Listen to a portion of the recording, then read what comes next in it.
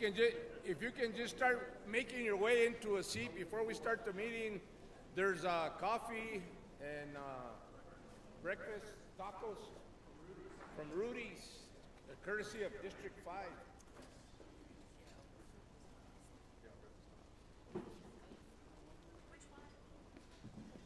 Representative Castellano, where is he? Huh? One burrito at a time, please.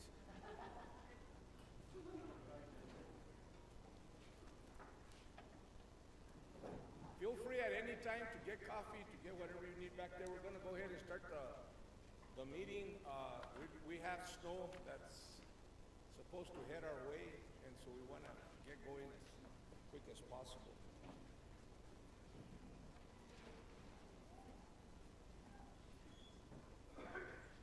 Okay, I'm going to call the meeting of January 11, 2024 to order at approximately 8:35.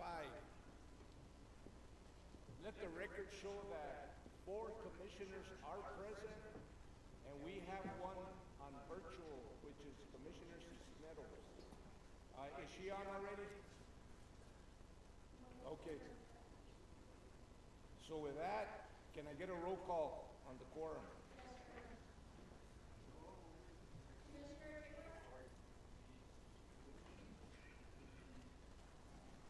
Commissioner Taylor. Yeah.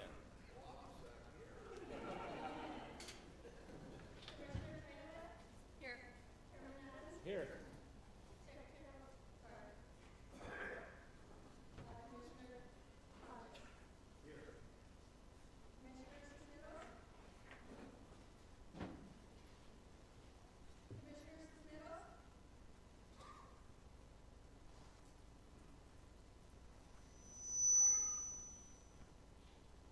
Is she on? Yeah, just let us know when she's on. But let the record show that 4 commissioners are present and quorum has been established. Good morning, I'm here. Okay, welcome. I just want to mention real briefly Good morning, I'm here. Commissioner Cisneros couldn't be here. She's under the weather. Good morning, This is I'm here. part of her hometown. I think her grandma and grandpa still live here. They've been back and forth, so I know it would have been very special for her to be here, but welcome. And with that, can we stand for the Pledge of Allegiance? Representative Castellano, would you please do us the honor of leading us?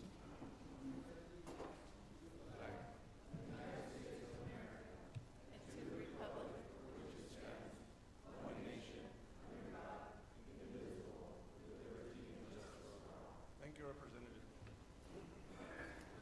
Commissioners, you had a chance to review the agenda. Is there any additions, deletions, or any other comments? If not, what is the pleasure of this commission? We have a move for approval from Commissioner Tonjas. Do I have a second? We have a second for Commissioner Chenoweth. All in favor? Opposed? That carries. You've had a chance to review the minutes of the regular meeting of November 16, 23. What is the pleasure of this commission? We have a motion for approval from Commissioner Chenoweth. Second from Commissioner Tonjas. All in favor? Opposed? That carries unanimously. We're going to go now into introductions. We had a sign-up sheet. If you didn't get into these, get a chance to sign in. When we get to public comment, we welcome anyone to come up and say if we're doing good, if we're doing bad, or we're not doing. So we always appreciate it. I just want to say one thing real quickly. It's been the goal of this commission for the last 5 years to make sure that we go into communities, urban and rural. Mostly we've hit in the rural areas, and we want to hear from our constituents. And let's get one thing straight here. We work for you. This commission works for you. And we trying to do our best along with the secretary, the governor, legislators, to make sure that we're doing what we need to do to make these roads safe and to make sure that that we're doing as a commission to the best of our ability. So we want to thank Moriarty for having us here today, and we appreciate your hospitality. And so with that, I will, do you have anybody on the list for elected officials? Yes, I do, Mr. Chair. Go ahead, Mr. Secretary. We want to welcome the following elected officials who are here with us today. Mr. McCall, County Commissioner, Torrance County, and Mr. Stephen Anaya, City Councilor Moriarty, here in Torrance County as well. Those are the two, and both those individuals, by the way, Mr. Chairman, are interested in speaking when you get to public comment section. Thank you. With that, we're going to go on to the NMDOT staff. Mr. Secretary. Always a pleasure, Mr. Chairman, members of the commission, starting with District 1. Excuse me, getting tangled here. Mr. Aaron Chavarria, District Engineer. District 2, Francisco Sanchez. District 3, Acting District 3 District Engineer, and also for District 5 is Paul Brasher, and District 4, Adam Romero, and Lisa Vega in District 6. Also with us here is our General Counsel, Steve Hamilton, Deputy Secretary, Ms. Jessica Cooper, and of course Cindy Vigu from Federal Highways. That's it. I could go on. Shall I? Well- Let me ask other members of the. I would just have everybody stand that's here, and they can just introduce themselves real quick, or you want to introduce them? That that's sounds fine. good. Please. Rick, let's start over on this end, and then we have others behind him. Sharon? Back with Prashant in that row, and keep going.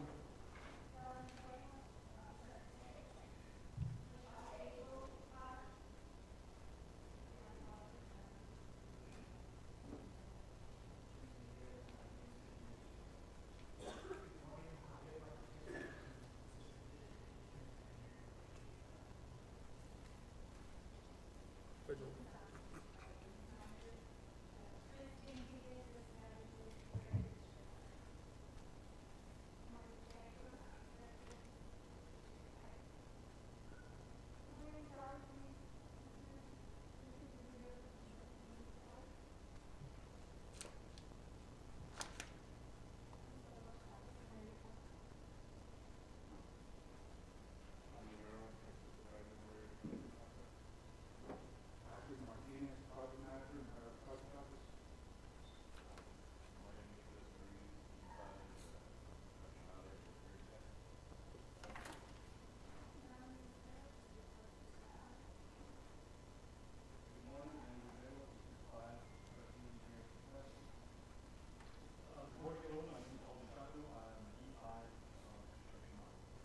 Before we move to the other side, we have others. I'm sorry, go ahead.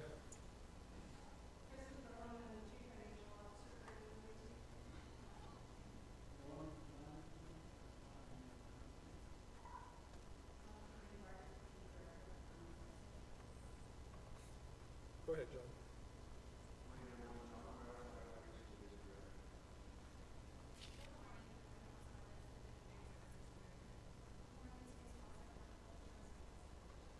Not you anymore, Trent.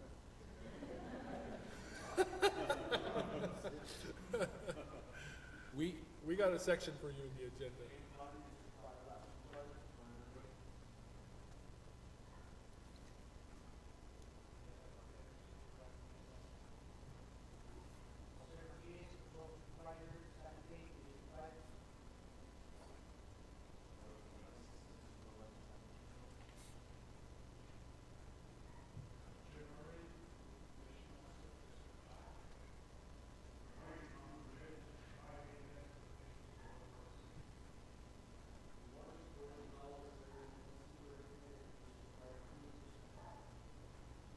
I just want everybody here to know one thing is that it's very, very important to this commission, very important, that we recognize our employees. And I say this meeting after meeting after meeting, but it's our employees who make us or break us. And any organization that is successful because of their employees. And I'm a little disappointed today, but I understand Because usually if you come to these meetings, we have them bring as many people and many employees as they can so that we can tell them thank you for the great job they do. We have a snowstorm brewing, and so I know that they're already out on that. But on behalf of the commission, I just want to thank each and every one of you for the job that you not do today, but that you do each and every day. And we appreciate your efforts. And like I said, if you look at all the successful organizations, such as Starbucks and all that, go back and you'll see they listen to their employees, and they get better because of their employees, and that's why they're successful. So we come up here and we get a chance to, you know, host the meeting and do this and do that, but they're the ones that are out there day in and day out. So thank you guys. And with that, any other from commissioners? Any other comments? And I just want to say that District 5, you have a great commissioner in Commissioner Taylor. I know he meets regularly with Mr. Brasher, and he's always on top of things, and his intent is to do what he can do for employees also. So with that, we will move on to commission members, and we will start with you, Commissioner Taylor, and we'll move this way.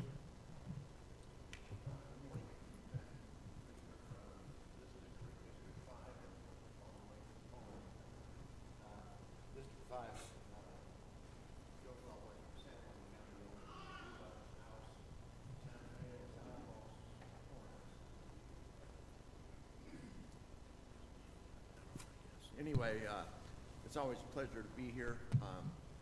It's fun to go around the district and drive a lot of the roads, and our guys do a tremendous job taking care of roads. In fact, quick story, I had to drive to Durango day before yesterday, and snowy roads, and on the way back, there was a motor grader and a front end loader in Colorado that was working on the roads that were pretty much 90% snow covered and slushy and everything else. And the New Mexico border, it was absolutely clear beyond that. So kudos to the guys that were working our roads up there. They did a great job. They beat Colorado on that one. Good morning, I'm Hilma Chinawith. I am the Commissioner for District 3, which is adjacent, just a little bit west of here. Thank you. Hi, I'm Walter Adams. I'm the Commissioner for District 4. I feel blessed and privileged to still be part of DOT. I put in 42 years here as an employee. I've been here for another 5. I was very thankful and grateful that the governor appointed me. So I've been here approximately 47 years with DOT. When I first started, I had hair, and you can see how long I've been here. So with that being said, I just want to remind everybody again that we're here, and we're here to work for everybody. And we're happy to be here again in Moriarty, and hopefully we will be back. Very good. Good morning, I'm Gary Tonjes, represent District 2, so that's southeast New Mexico. I live in Ruidoso, but used to live in Albuquerque, spent a lot of time out here. Good to be here this morning again and to see some old friends. Thank you. Anything else? We did the welcoming remarks, and we will move on to Mr. Secretary, Deputy Secretary Trent Doolittle. If you can come front and center. Well, you don't have to anymore. Mr. Chairman, members of the commission, as you all know, at the end of the year, Trent Doolittle retired after years and years of service with the Department of Transportation, most recently having served as the Deputy Secretary. When I joined DOT, less than a couple years ago, and the recommendation that Trent, be asked to serve in that capacity, it didn't take long, of course, after meeting him to realize that he was someone that could handle the job and would do it gracefully and with a whole lot of pride and dignity and humility more than anything. So it was a pleasure initially meeting Trent, but even more so working closely with him out of the GO for over a year. For those of you that know him, you know that he lives in Las Vegas, served as a D1 engineer, and the decision to come and work as a deputy secretary wasn't easy for obvious reasons. He would leave behind, his wife and children. Now, for those of you that have wife and children, you'd think it'd be easy. But, and even Trent will tell you from time to time it wasn't all that bad because they have a lot of work for him when he does go home, right? And so, but it wasn't easy. And ultimately, we worked to help him, find a place for a couple of months. He ended up staying in his camper in Pecos. And for those of you that are familiar with Pecos, it's a beautiful area, but it's a cold area. And I think recently, in the weeks leading into his retirement, he'd wake up to 20-degree temperatures. And so he sacrificed a lot. I think personally, he sacrificed a lot as a family man. And I thank him from the bottom of my heart for what he brought to the team. But more importantly, I thank him because as he walked out the door, we had an opportunity to sit down, and he was very candid with me about what I could be doing as a leader at the Department of Transportation to further advance our mission, to strengthen the support that I provide to the leadership team and the employees, and quite frankly, just to be an overall more trusting individual. So I want to thank you personally again, Trent. As you know, is customary, we took to the cameras to tell you a little bit about how much we miss you. So if it's okay, we can. Before we do that, on behalf of the commission, Trent, we want to thank you for your dedication. You didn't what the secretary didn't say is that of all the places to move his trailer in Pecos, he moved it behind the Dairy Queen. So he was getting a good deal there. No, but on a serious note, I've known you forever. It first started when we had the basketball leagues, when we had the state employees basketball tournament, and that's when I first got to know you. I was talking to you via telephone. We got to know each other. And as I changed roles during my years with the department, I got to work with you closer, and we got to work on some projects together. I always found you to be not only knowledgeable, but energetic, willing to do whatever it takes to get that job done. And so it's like you're gonna be a hard guy to replace, and we all know we're replaceable, but your knowledge that you, and what you brought with you to DOT, you've been part of the DOT family forever, and you know how hard it is to leave. You'll always be part of it. And so on behalf of the commission, we'd like again to thank you for all you've done. We want to wish you nothing but the best in your future endeavors. And always know that the door's open here if you ever want to come back. And we appreciate everything. Thank you. All right, so without further ado, are we ready to roll the footage?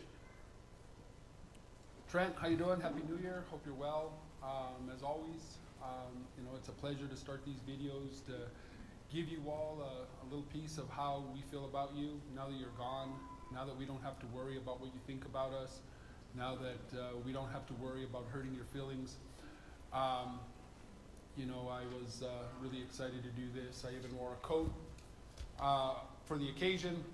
Actually, just kidding, I had a more important meeting right before this video. So without further ado, it's a pleasure to lead you off into a good recap of how much you were liked here by DOT, how much we're going to miss you, and how much we hope you enjoy your retirement. Wow, Trent, can't believe you're leaving DOT, but I had to have been a heck of a journey for you. We're losing such a tremendous asset, but I can't believe throughout your career how much impact you've made with the communities in D1. It was truly a blessing for them to have you down there. Your leadership for that staff, I know you'll be missed. Hey Trent, congratulations on your retirement. Gosh, I can't believe 25 years has already passed. I remember us being EITs taking classes together at ACNM. Here we are, and it's time for you to retire. Congratulations, Trent, on a distinguished career. And you have my thanks, you have the thanks of the department and the thanks of a grateful state. And we all wish you the best.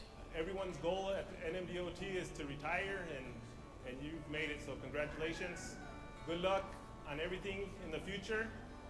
Good luck with all the fishing trips you're going to be taking, and good luck playing basketball. Be sure to stretch, and be sure to wrap those ankles. We don't want you to get injured. Finally, the time came for you to retire. I thought you would never leave, but wishing you the best. Want to thank you for everything you did for myself and for the district. I know we already said our goodbyes, but I just want to tell you one more time how much I appreciate everything, the opportunities you gave me, all the training and growth that you allowed me to have, and I just appreciate everything. Hey, congratulations. I just listened to your speech, 2024, a year of positive change. I think this is true for you and your family as well. It's been a joy working with you all these years. I have fond memories that I tell everyone about our trips up to Santa Fe and on the road and just all the working together. Real quick, Trent, congratulations on your retirement. Gonna miss you. You've been a great mentor to me throughout my career, from construction into maintenance. Good times, bad times we had.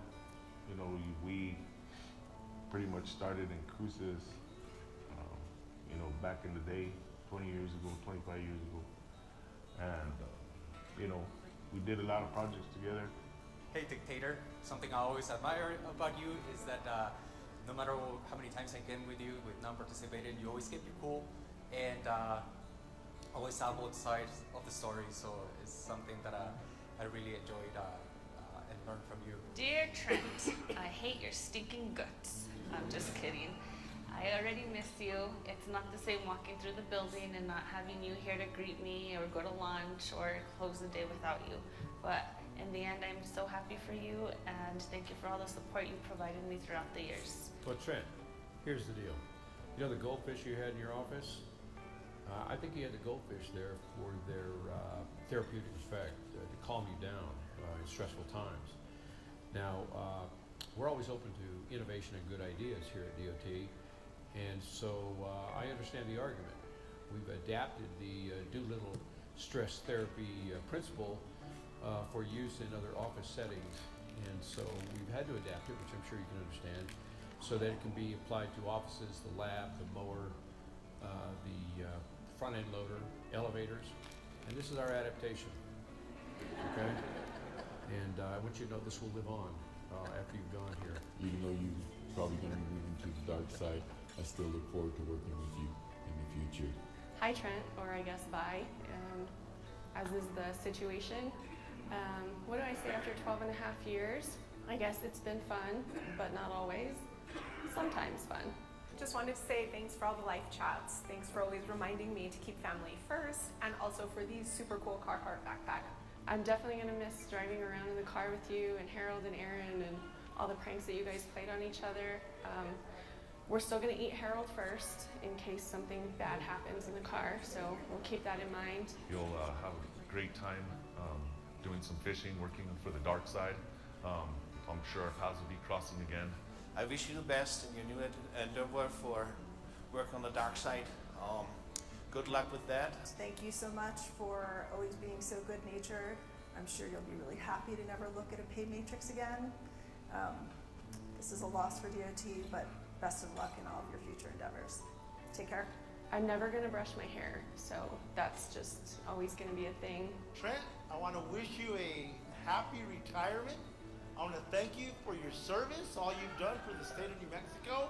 Trent, we just wanted to say congratulations on your retirement. It's been a pleasure working with you over the years. You will greatly be missed at the department. I want to say thank you for your leadership and mentorship. Thank you for everything you did for District 1. I know it wasn't much. You know, the stuff that I wanted, you never got done, but that's okay. Hey Trent, what took you so long, man? Life is good on the other side, man. Retirement is great. Hey, congratulations. We're very much looking forward to seeing you out here in the real world. Have a good one, brother. Trent, what can I say, man? Congratulations. You were a fixture here at the department, especially District 1, but you became one at the general office. I really enjoyed getting to know you this past year that you were with us. I know you're going to go on to great things. And I hope that you got all of your house chores wrapped up before you start your new gig. It gives one last chance to say goodbye and wish you luck. As a colleague, I'm so sorry that we didn't have more time to work together. I enjoyed the last few months when we really did. But what I'm hearing from so many of our colleagues around the state is that the impact that you've had on our roadways and all of the safety of our bridges and roads and all of the infrastructure that allows me and my loved ones and my family and friends to get around. I want to wish you the best of luck. I was very fortunate to have you as my supervisor in 2001 and have you again now this year as deputy. And when you think about me, just remember that I'm always going to be rolling my eyes in the background to whatever you say. Wish you all the best in everything you do, and good luck.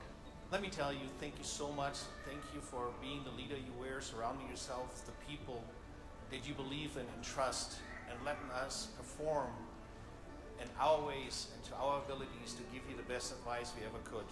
So it's really great, and good luck, and I hope to see you soon.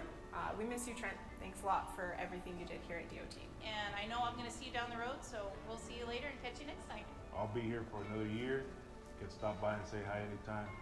You're still in the same town as me, so I'll catch you up on the basketball court, man. Farewell, and I'm sure I'll see you in the future. I know that you and your family are going to have a wonderful time, and I aspire to be you. I'll see you soon. I wish you the best of luck. Cheers to you, Trent. So Trent, there you have it. As you can see, you did a good job making friends. We did a good job convincing them to say good things for you on camera. Truly, we're going to miss you, man. You're great at what you do. You're a likable person, and I'm going to miss you. I hope we connect, not just by happenstance, but by intention somewhere down the road. I wish you the best in your career after retirement. I hope you and your family are doing well. I hope you're going to enjoy warmer nights than you did in the camper in Pecos. Enjoy the Dr. Peppers. Now you don't even have to wake up early on a sugar rush. So thanks for everything that you did. Thanks for teaching me so much, and I'll miss you.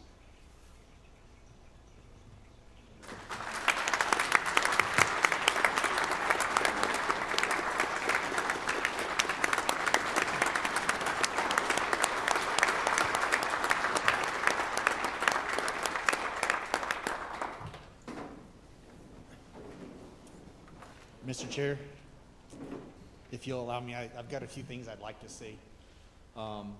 First, I thank you, the Commission Secretary. I appreciate the fact that last October you had enough confidence in me to give me the call and give me the opportunity to come up here. You touched on it. It was a sacrifice for me and my family. I'd been at home basically my entire career until that opportunity. But I saw it as a chance to share some of the things that I had learned with the entire department, not just with the things that we had done well in District 1, but to come up here and share a few things, but also to learn some things. This past 15 months has really made me a better person, a better engineer, a better manager. And at the engineering conference in 1998, I had an interview with then Deputy Secretary Charlie Trujillo. And I don't remember exactly what was said, but I remember two topics of discussion. And one, Charlie talked about how great this department was. And then second, he asked me what my goals were. Were I to become to become a DOT employee. And at the time it was a district engineer. But it was all about engineering at the time. I can tell you in my 25 plus years, this department has greatly exceeded anything that I ever could have expected from it. It's not just about taking care of roads and building bridges. It's about establishing relationships and the fact that everything that takes place in this state starts with the DOT. Every piece of freight travels on something that we do, rail, air, but it's not just about that, it's about the passion of our employees. All of our employees sacrifice. I know that you talked about it, Chair, about the contributions from our department and the fact that we support our employees. Every single one of our employees makes a sacrifice. And I'm just glad to have been part of that. Everything I've done exceeded all of my expectations. I'm going to miss it. I am going to start with the consultant. I start with Santec on Tuesday, so I'm sure I'll run into you all. Please know that I'm here to do anything I can to support this agency, but no, from this point on, it's all billable hours. So I've learned that from some of my consultant friends. It's all about billable hours, so if you call me, I'm on the clock. But I thank you for your support, Mr. Chair. It all started on the basketball court. And to me, that's where these relationships and our successes start. I mean, you heard some of the stories, the jokes that we had. It's not about digging holes and about designing about designing bridges. It's about establishing relationships. And I just thank each and every one of you for your support of me as an employee, as a supervisor, as a deputy secretary. It's only been 2 weeks and I'm already missing it. But thank you, Mr. Chair. Ricky, thank you for your support. It's been great getting to know you. Looking forward to working with you in a different capacity, but thank you.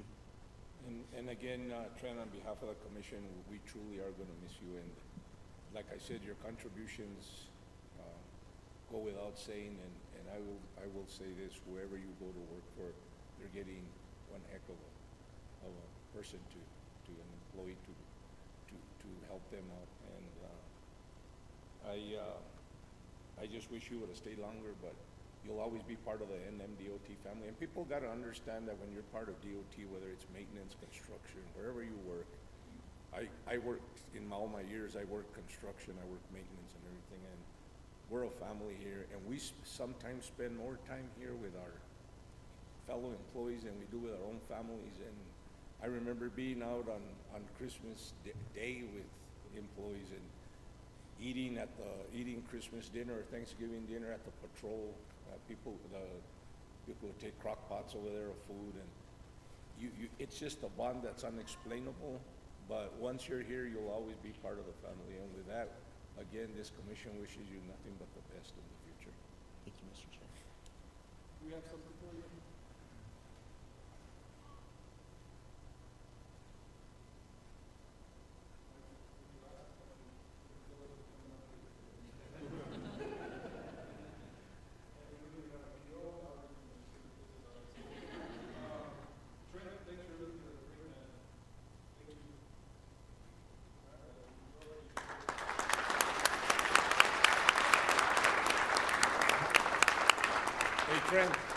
Trent asked the secretary, I want one of those, and he says, well, give us your resignation today, and we'll have one for you at the next meeting. So I don't know what that. Get that one. You know?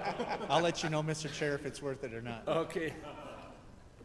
We're going to go on now to public comment, and the first person. The first one I want to bring up here is Representative Castellano.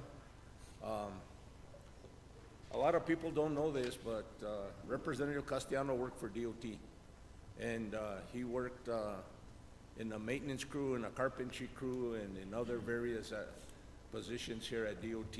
So he's part of the DOT family. He always will be. And he didn't know where the meetings were going to be this year, and Moriarty was on our list that we put on since last year. And so he started calling me every day and saying, well, you guys should go to Moriarty. You guys should go to Moriarty. And then he started calling me and saying, well, I think some people up there want to talk to you guys. You guys should go. And I said, we're not going to Moriarty. And he said, well, why? And I said, because we're not. Then I told him it's been scheduled for a while. So here we are. And we appreciate it. And I know he worries about all the concerns here. So with that, Representative, we appreciate you being here. The session's coming up. And we know you have a tough job ahead of you, because we look good when the legislature and the governor gives us the money to do the things that we need to do. You all know here, business people and everything, that without money, it's hard to make a go of it. You have money, it makes it easier. So with that being said, we appreciate the work you do up in Santa Fe, and we hope that you will continue to fight for DOT and fight for other things too. Thank you, Mr. Chairman. Thank you. And I am part of the DOT family. I spent 6 years with DOT, so I know what these guys go through when they're out there doing snow removal, how dangerous it is and stuff. So I think you've got to commend them. Thank you for keeping our families safe. Thank you to the commission for having me here. Thank you to Secretary for having me here as well, and the employees. Thank you guys for all your hard work, and thank you guys for the support. And we will continue to work hard for more funding for our roads. Thank you, and have a great day. You're welcome. Hey, if you can hold on to him, Rick, real quick. I'm going to take a quick break from public comment, and I'll explain it to you. If we could all just go see these two trucks that are outside here. There's two plows. I just want everybody to take a look at them. They will explain it, but they're having to head out. Go ahead. Yeah, thank you, Chairman. I apologize. We're getting a lot of snow on 84, 285. We're going to have to cut them loose. So if we all want to check out those snow trucks, this is the time to do it. Let's Thank go you. check them Appreciate out. it. You'll see some names on the side of them, and then we'll explain it.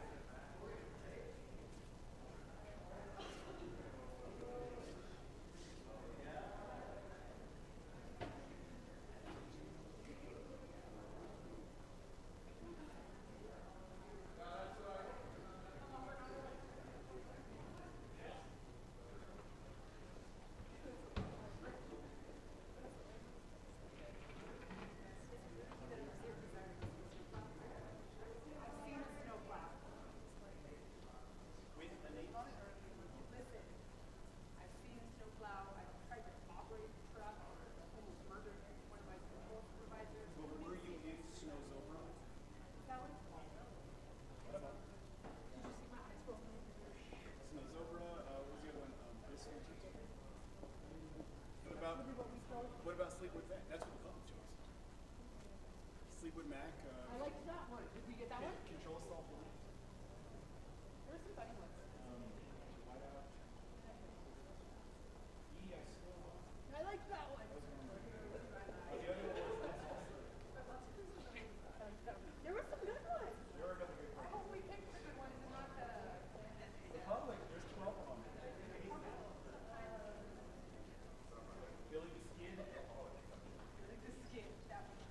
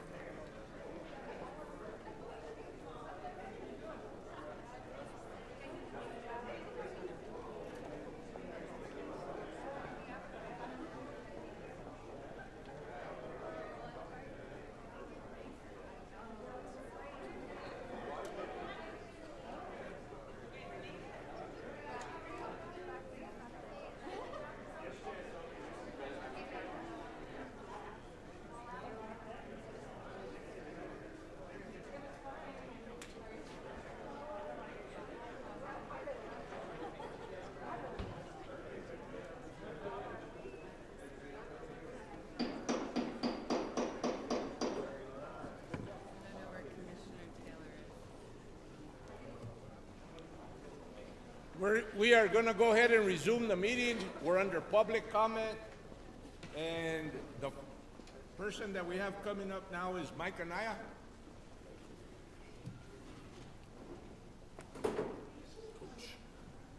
Welcome. Mr. Chairman, welcome. Thank you And for thank you coming. for coming to Moriarty.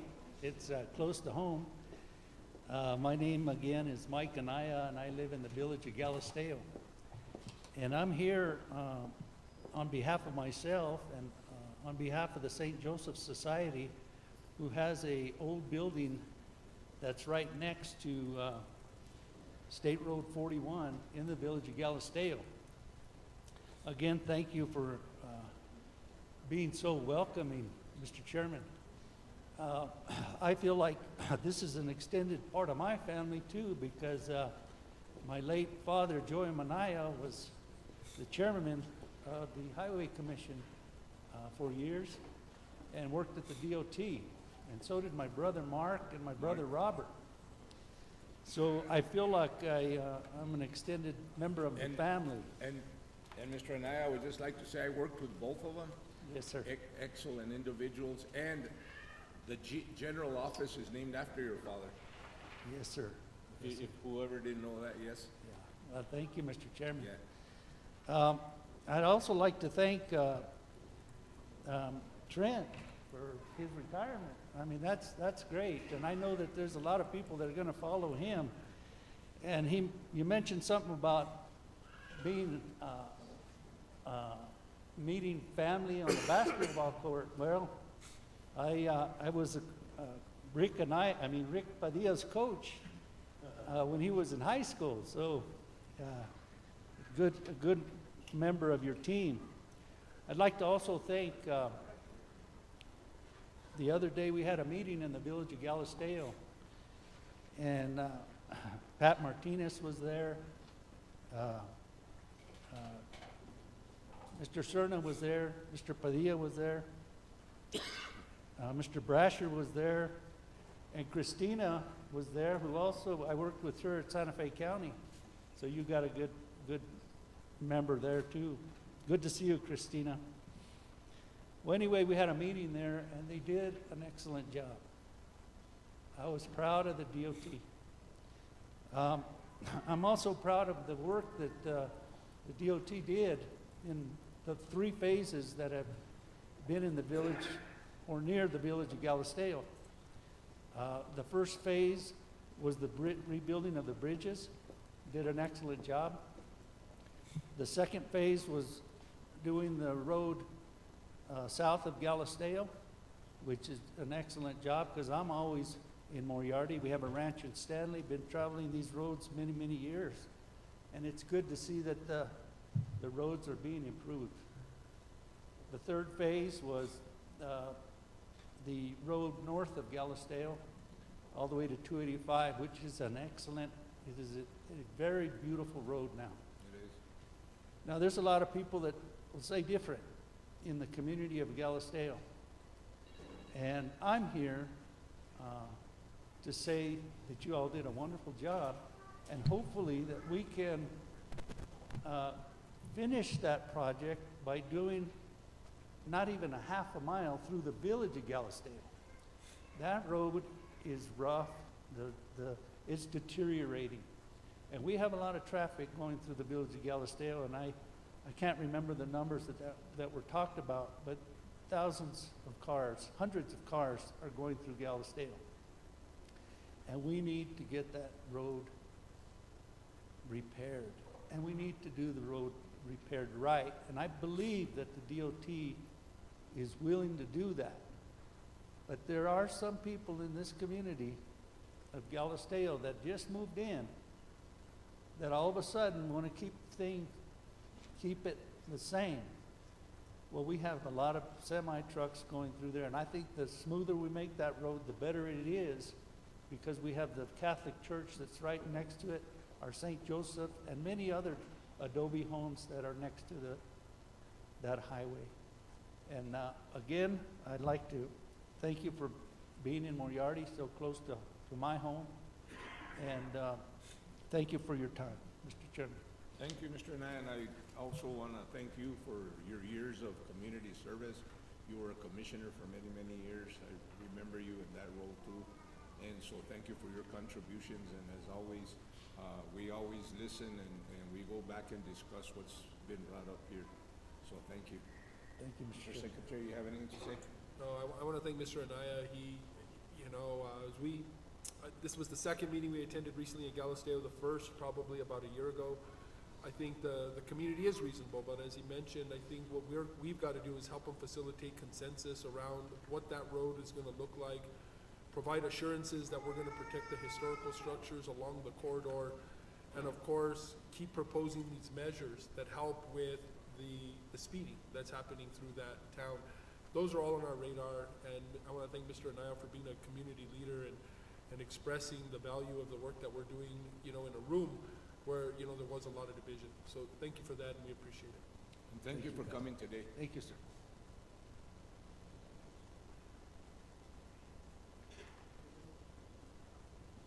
Mr. Chairman, next on public comment, we have Mr. Kevin McCall, Commissioner for Torrance County. Mr. McCall, thank you for coming today, and welcome. You bet. Thank you, Mr. Chairman, Commissioner, and Secretary. Kevin McCall, Torrance County Commissioner, District 1. So the district we're sitting in today is my district. So thank you for being here and bringing this meeting to the area. I kind of wanted to give you an update on some TPF funding that we've gotten, that we were fortunate to get through Torrance County. We completed Riley Road. County Manager Brella, and I think it's about 2 miles. It's complete, paved, great thoroughfare between, I think 55 and to Mountain Air, so thank you for that. And then we've been awarded enough money to do 10 miles through that grant, also that we're going to take from chip seal to pavement, so around Torrance County, including some roads this year locally, King Farm Road and Martin Road. So thank you for that. But I am concerned, and I brought it up at our commission meetings, that I'm very concerned about the maintenance and the deterioration of our roads, our state highways here in Torrance County. And so I just wanted to invite Commissioner Taylor, and I did do a ride-along with Paul Brasher back, I believe, in April or May, and so I had some concerns. I know there's a portion of I-40 right over here that the guardrail has been damaged for over 15 months. And so it's a concern as my constituents are driving these roads every day. So I'm just bringing it before you, but I appreciate what y'all do and the funding, and thank you for that, and the continuation of the funding. And that's all I had. So. Well, we appreciate your comments, and we appreciate you being here today, and I think you gave your card to the secretary, and he'll be in contact with you, and that's why we come here, because we want to know what's happening. And we don't want to be somebody that nobody pays attention to us and nobody answers the call. Like I said, we want to be accessible, and that includes all of us. And number two, we want to be accountable. So with that being said, thank you for your comments, and hopefully we can look into the matter. Sure. And I want to bring up one other thing. We had a discussion at the commission meeting before last, and that is the medical service between here and the county line at Guadalupe and Santa Rosa. As we have toyed around with the idea of putting a fire station in Clients Corners. And I made a comment that there's a long stretch of I-40 there that it takes a while for Moriarty to respond and or Torrance County. And it's a concern of ours, and it may be something I bring up to legislators during legislation session, that if we could get some extra funding to get a fire station, EMT stationed partway out. It's a long stretch, and it takes a while for medical services to get dispatched. So just wanted to bring that up too. So something we're looking at as Torrance County Commission.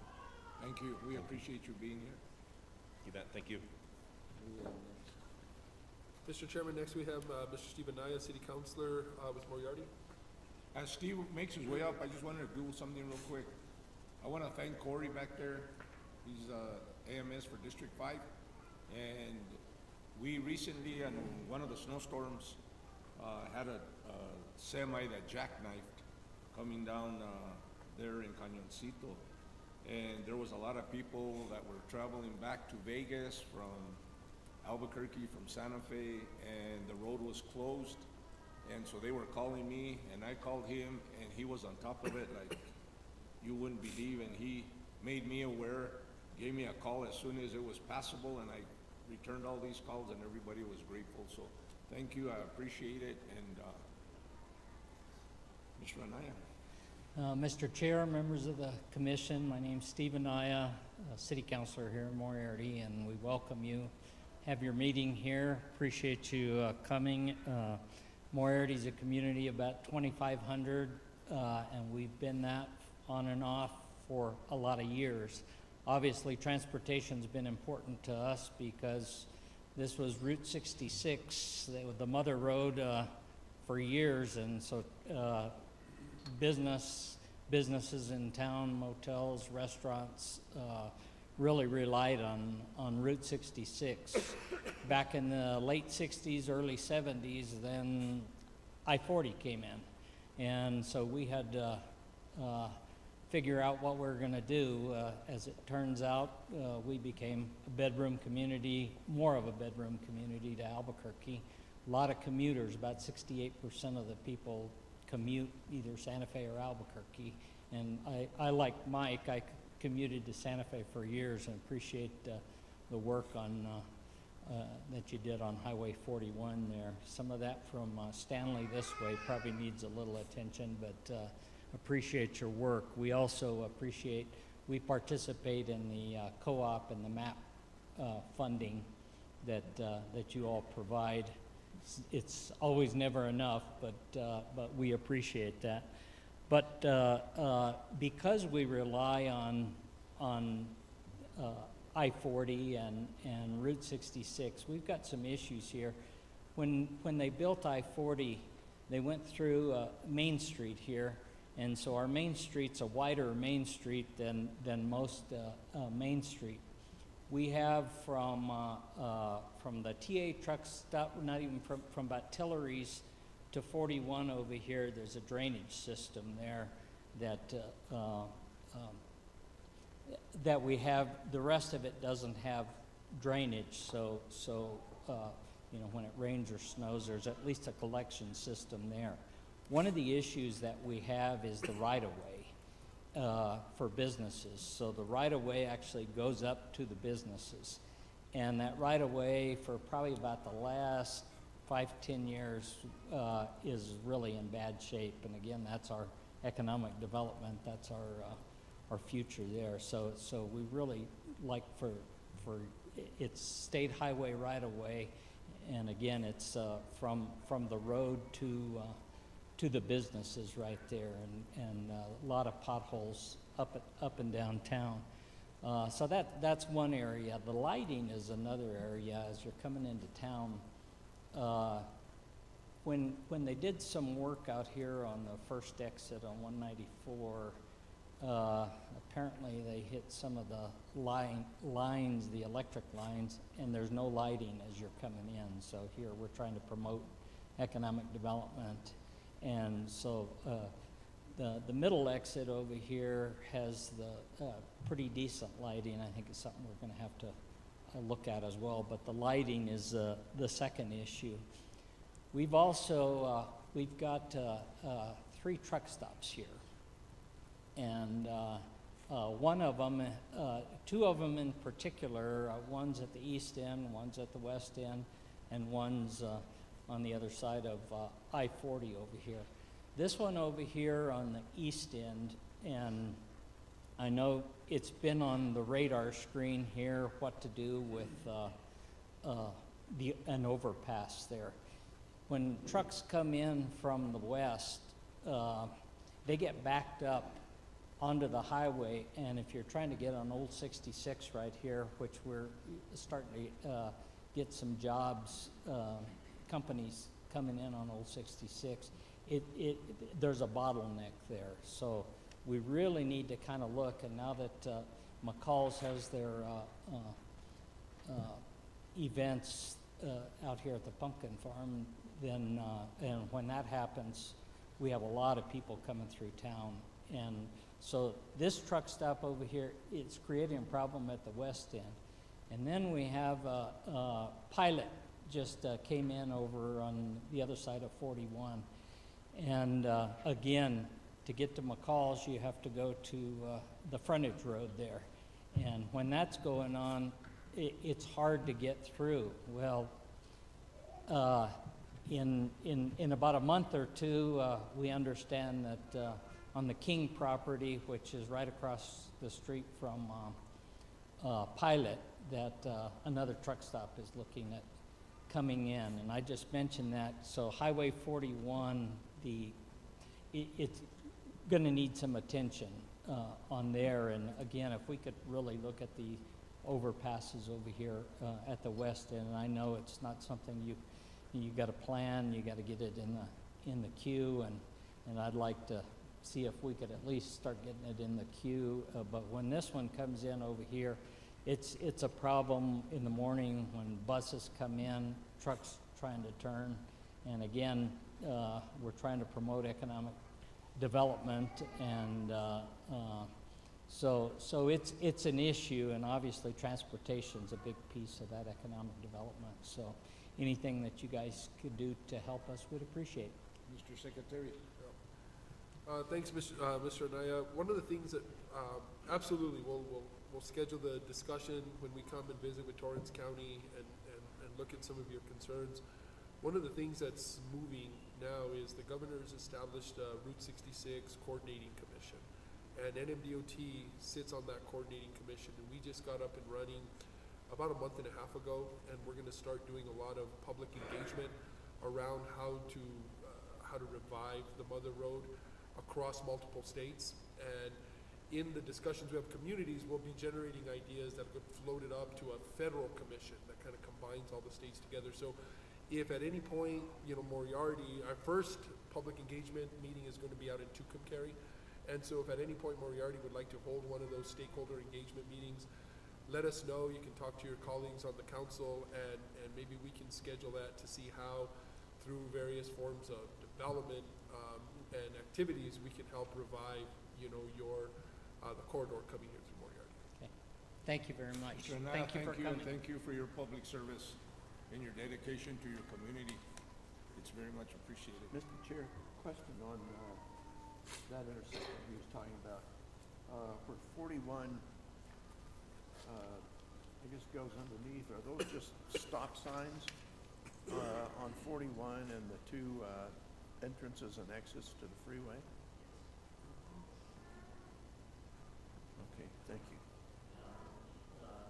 As we're looking at that new development on the King property over there, we're gonna be looking at some turnout lanes and probably some other things, because it's really gotten bad now, and we'll, with that new development, if it does happen, need to take some immediate measures, probably some long terms. Thank you. Any other questions, comments, fellow commissioners? With that, we will go ahead and, well, before I go on, is there anyone else that wants to come up on public comment? Okay, with that said, we're gonna move on to District 5 update with Paul Brasher.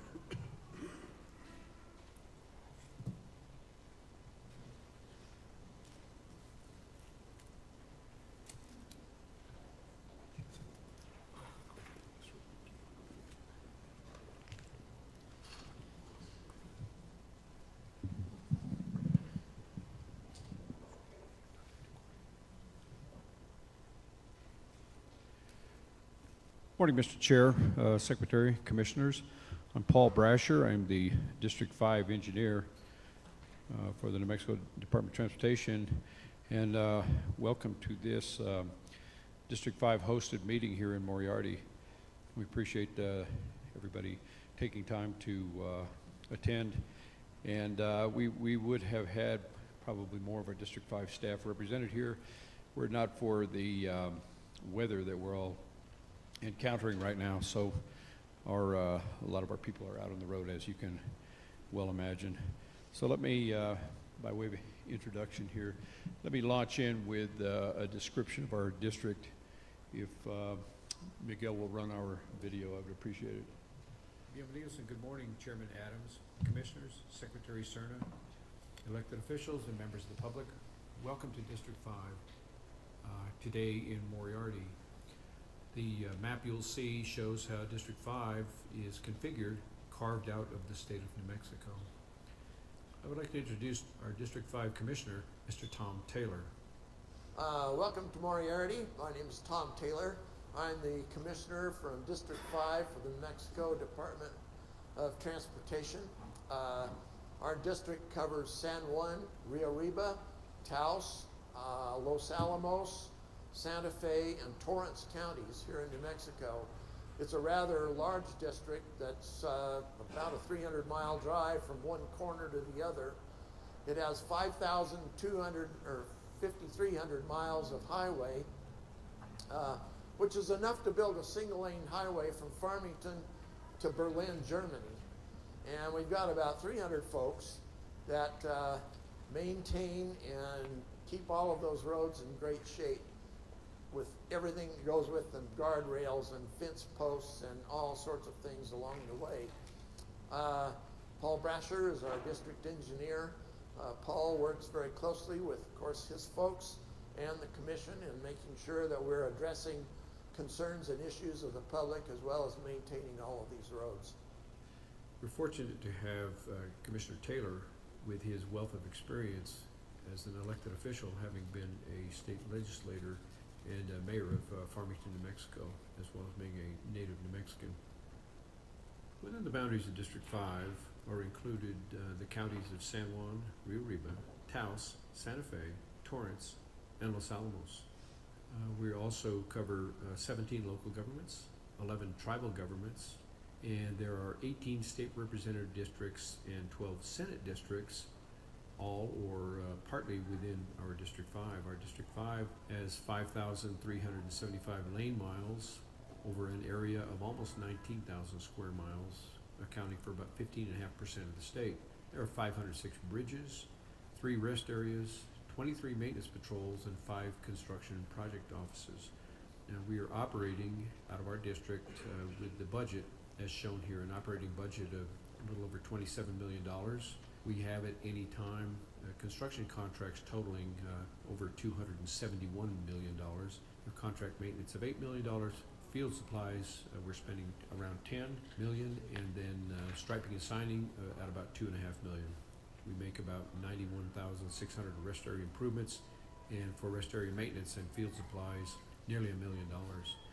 Well, we do this with a support staff of 47 positions, maintenance staff of 195 positions, on the construction side, 66 positions, on the engineering side, 19 positions, for a total of 327 positions.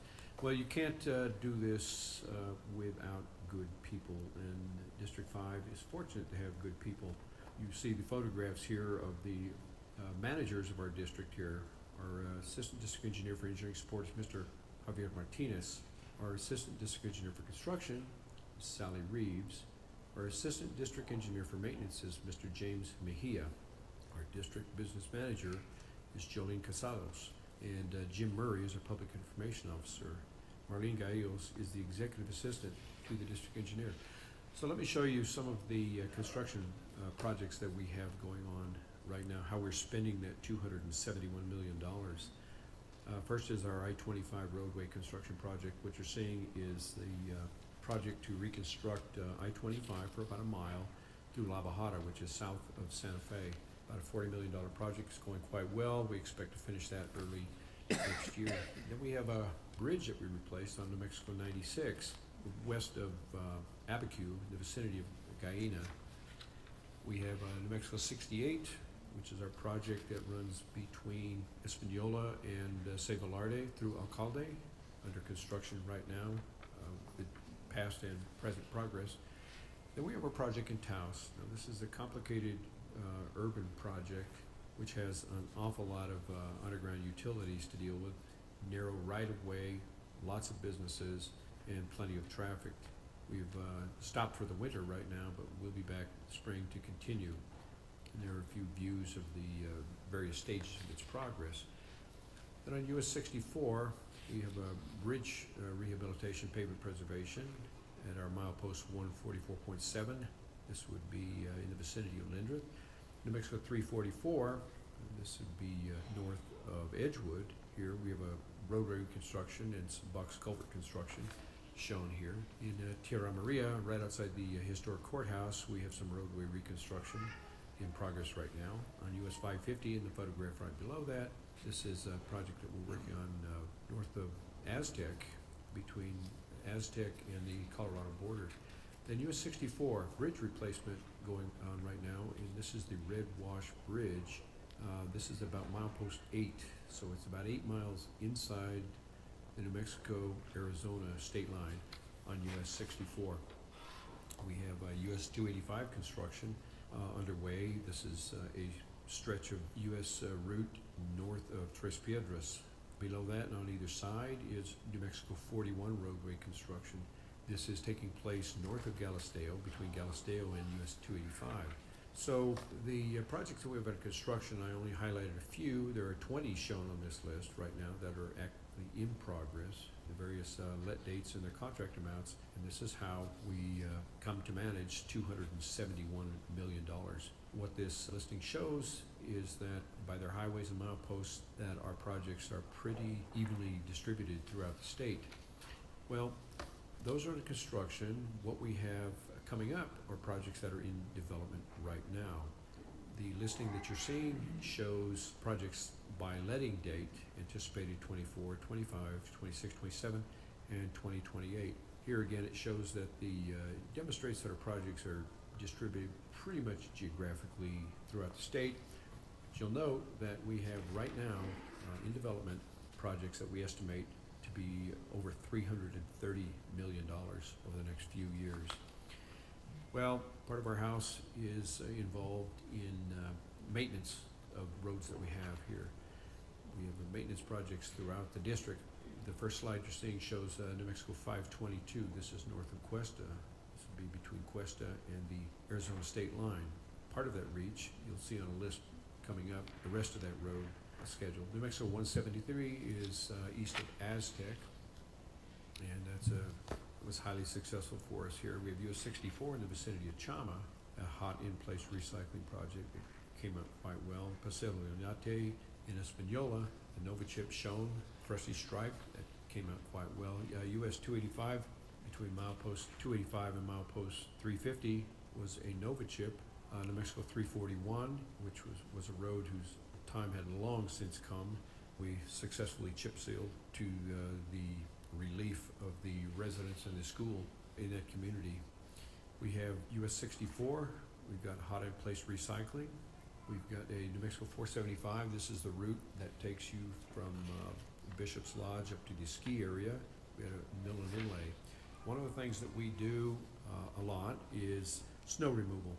In FY23, you'll note on the photograph display here that we successfully plowed 474,475 pass miles at a total cost of $6.8 million. But you can see from these photographs, they illustrate the task that we have at hand with each snowstorm. This is typical of snowstorms. And you can see in that lower left-hand corner particularly how high that snow can get and how difficult it is to get off the road. That photograph was taken on US 64 between Tres Piedras and Tierra Maria. Well, as far as maintenance projects go, this is what we've accomplished throughout the district this year. In 2023, we managed to do about $28 million worth of work. And again, these roadways are distributed geographically pretty evenly throughout the state. Upcoming, this is what we're figuring on doing, will be about $22 million of work on the roads listed. I mentioned 522. 522 will continue where we left off and take that route to the Colorado state line. Now, we participate with the local governments, and we're very pleased to assist the local governments with their funding and their transportation project funding. And so the listing shows that we have committed to a little over $4 million in county co-op agreements, municipal co-op agreements, school district co-ops, county arterial program, the school bus routes by agreement, and municipal arterial program, totaling over $4 million. In our transportation project funding, we apportion to various communities about $10.5 million total, the state share being about $10 million for these communities. The next slide showing the local government road fund map. It just illustrates that our local government road fund monies are distributed pretty evenly geographically throughout the entire state. And then the next map shows how our transportation project fund monies are distributed pretty uniformly geographically throughout the state. So this is where that $10.5 million is being spent at these locations here. Well, I mentioned a minute ago that you have to have good employees. You have to have a good staff to work with, and I'm pleased to announce that we have a Crew of the Year, an Employee of the Year, and a Supervisor of the Year. Our Employee of the Year from our District 5 Vector crew is Mr. Dennis Valdez. Now, Dennis Valdez has been an instrumental part of the District 5 maintenance operation for 23 plus years. Dennis has worked with the district-wide crews for the majority of his career. He's always the go-to person who's called on for special projects, heavy equipment operations, as well as snow removal. He serves the district daily without anything but the most positive outlook. Dennis has been an instrumental part of the district's training for equipment excellence. He's placed at this event ever since he started with district, and most recently won the mower event. He's one of those operators who doesn't hesitate to run any piece of equipment, including any he doesn't normally operate. Well, I love running equipment, so that's most what I've ever, that's all I've done all my life. I've been driving equipment since I was like 10 years old. I was logging before I came here, so I learned a lot there. And I try to do everything I can to the best of my knowledge, and safety first, of course. Dennis is being recognized for his commitment to the district's maintenance operations, with our thanks on behalf of a grateful state. Then we have our District Crew of the Year, which is the District 5 Audit section. The photograph shows most of the section and a few other people who couldn't make it. With recent promotions and departures, this staff was reduced to 2, but was able to continue its work seamlessly with the assistance of other District 5 staff who stepped up to the call. Each of these employees has agreed to extra duties and responsibilities so that progress payments, subcontractors, change orders, and closeouts are completed in a timely manner. These individuals have ensured continued compliance with a myriad of federal, state, and department requirements. It's great to receive the recognition of all the hard work that myself and of course my staff does. You know, it's without them and without their help, you know, we couldn't succeed as a section, as a whole. You know, they've really risen to the occasion. They really stepped up. They work hard. They work overtime if they need to. It's just really great. I'm very proud of them all. They've all gone above and beyond to ensure that the work is being continued as required and are being recognized today with the thanks to the department and a grateful state. And finally, we have a Supervisor of the Year. And our Supervisor of the Year, District 5, is our Risk Management Supervisor, Kristen Takus. As Supervisor of the District's Risk Management Section, she's highly responsive in a timely manner to any accident or injury involving District 5 employees, so she's always on the go. She keeps us all certified with CPR first aid and defensive driving. She and her staff conduct safety inspections throughout the district. She's extremely responsive to the needs of the employees and the people of the public. She conveys an extremely positive attitude with energy and passion for her work. Kristen is always going above and beyond her job duties. She's a great leader and a peer. I'm grateful for the chance to work with her and wholeheartedly thank her on behalf of the department and a grateful state. I'm just doing my job. You know, I do consider myself a people person. I try to get to know all the other departments and what they do because, believe it or not, I mean, they all have served as some kind of like resource to me at some time since I worked here. So I make it a point to, you know, get to know what they do. And if they need any help, you know, I'm always here to help. Now, our District 5, I'm pleased to announce, entered the Training for Equipment Excellence statewide competition in 2023 and came out the winners. You know, every district has its champions, and District 5 is no different. We competed against fine people from every other district, and we happened to come out on top. So congratulations to our district-wide equipment operators. I want to thank everybody that participated in the event for the success that it was. I want to thank you for your attendance and participation at the commission meeting today, and I'm available to answer any questions you might have. Thank you very much. Thank you. Thank you.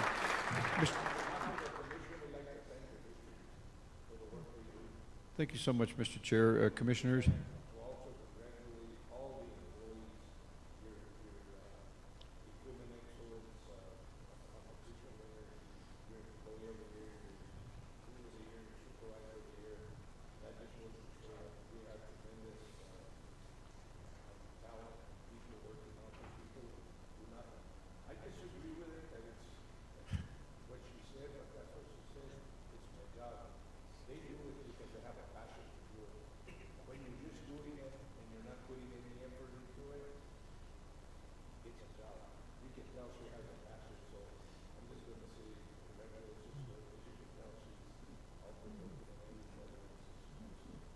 Thank you so much. It is the quality of humility that goes with this honor. We appreciate. Commissioner, if you'll bear with me just for a second, what I would like to do is let me update my report just a little bit. At the time I prepared this, about a month ago, here our construction contracts were $271+ million. I've just got a report from our auditor, Mr. Andrew Grego of earlier today or earlier this week, showing that revealing that our construction projects under contract total over $319 million. So if we went from 270 to 319. Well, that construction is managed by our assistant district engineer for construction. And if you'll bear with me a second, I would like these individuals, our executive management staff, to stand again and be recognized. Javier Martinez, who is the assistant district engineer for engineering. Sally Reeves, who is the assistant district engineer for construction. James Mejia, who is the assistant district engineer for maintenance. And you met Jolene Casados, who is our business manager. And Jim Murray is our public information officer. and Ms. Marlene Gallegos, who is the executive assistant to the district engineer. And I appreciate them all for coming. Let me also ask to stand, did Dennis Valdez make it? Dennis here? There's Dennis. There's our Dennis, okay. Highway hero and rodeo champion. Kristen Takis, if you'll stand. There's Kristen. There she is. And the audit staff under the leadership of Andrew. There you are. They're the ones who get it all done. Say he's gonna account for every penny of the $319 million that just showed up on the screen there. So, but let me do one other thing.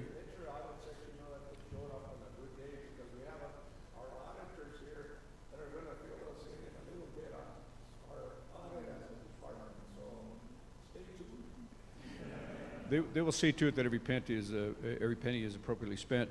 Let me mention one of the, since they couldn't make it, there are a lot of people that could not make it. We have the area maintenance superintendents that did make it, Fernando Goudet and Corey Gonzalez. We also have an AMS in the 60s in our northwest corner of the state, Jason Douglas, who couldn't make it with us today.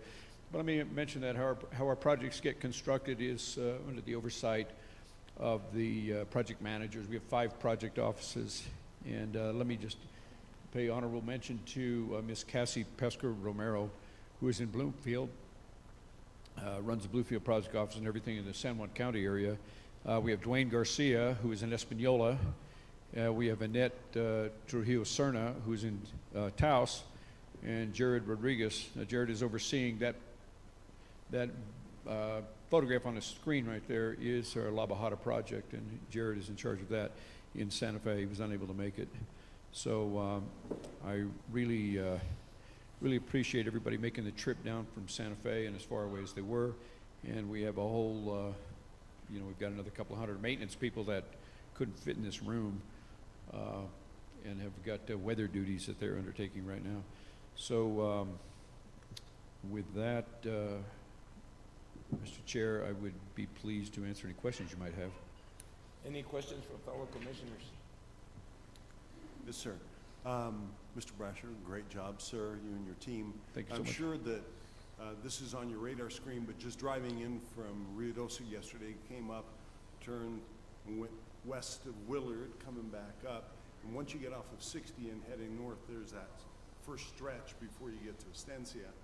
And there's a pretty bad stretch. I mean, the Ruffles have ridges, but an area that probably needs some attention if it's Which route are you talking about? You're talking about 60 or 285 or 40? 41, I think it is. 41. We have we just finished. We had a contractor doing work on the 5 miles from Willard south, right. South in that direction. We eventually will work our way down to Encino, eventually to Corona, probably. Yeah. Down. That's 42. I'm sorry, 42. Yeah. You're talking about 41. Yeah, just south of the Estancia before you get to 60. Right. It's on our radar also. Yeah. It's a long tangent section with lots of fencing and it is in deteriorated condition. The improvements to it will take place over the next several years, probably 5 or 8 miles at a time. But it is something that it is a deteriorated route that we are familiar with. Thank you. Any other questions, comments? With that, thank you. We appreciate it. Thank you so much. Thank you all for coming. I appreciate it. Keep up the good work. Thank you so much. With that, we're going to go ahead and go on to District 5, Secretary report, I'm sorry. Thank you, Secretary Rick Serna. Thank you, Mr. Chairman, Commissioners. I don't have too much. I know we're watching the clock for weather, for press conference stuff. I just want to share a story. I know we're here in D5, but something happened earlier this week in District 4 that kind of humanizes the work that we do and the impact that we have on travelers. Earlier this week, we had whiteout blizzard conditions in a couple areas of the state, pretty much north of Mora within District 4. And we had some road closures up in Raton and in Clayton. And One of those closures was attributed to a vehicle that ended up getting stuck on a bridge near Clayton with the whiteout conditions and the blowing snow. We ultimately had more than 30 vehicles that were stuck out on New Mexico 56 near Clayton. DOT District 4 crews got the call around 3 o'clock, and they worked the area, including shoveling out cars. And after 3 hours, they got these vehicles escorted behind one of our plows into the town of Clayton. Included in the mix was a family with a 4-month-old infant that had been in that car for a few hours. So I want to thank Adam and his team. I want to thank, you know, everyone in all of our 6 districts, because there's never a second thought. There's never not our job. There's never a we can't get it done kind of attitude at the DOT.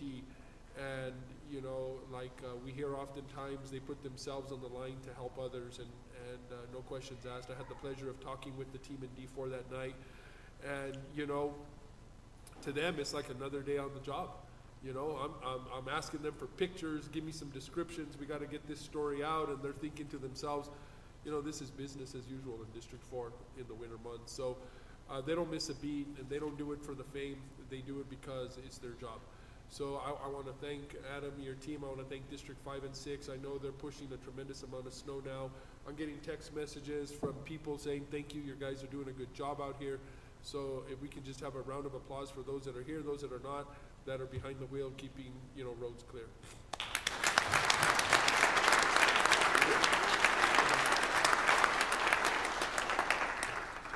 Mr. Chair, oh, go ahead. I also came through, I had another commission meeting, another commission that I serve on, and I came through it was between 5:30 and 6 in the morning on Monday to get into Albuquerque, and it was blizzard conditions. And having been out there and having no road conditions, I know that they had done everything they could, and the road was in the best shape it could be, and they had been out there 24/7.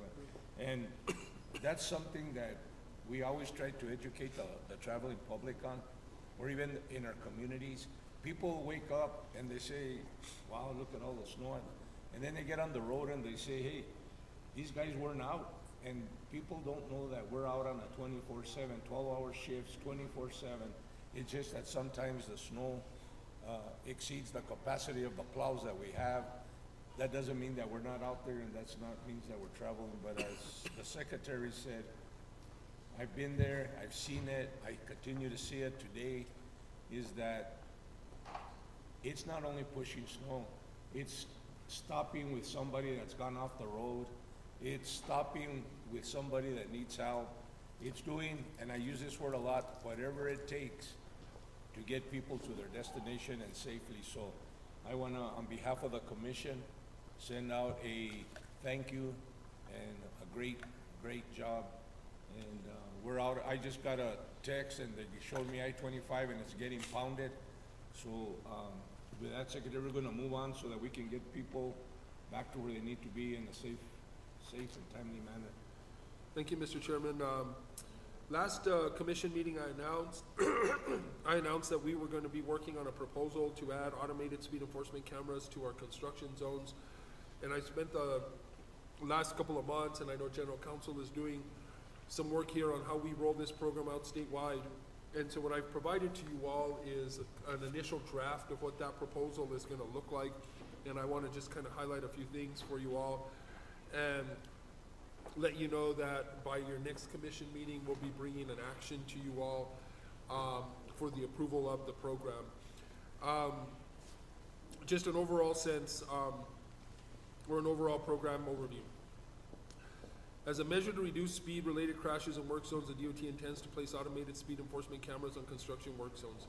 In partnership with the Department of Public Safety, the intention will be to issue civil citations to drivers who are shown to have exceeded posted construction speed zones, and this will occur primarily when workers are on site.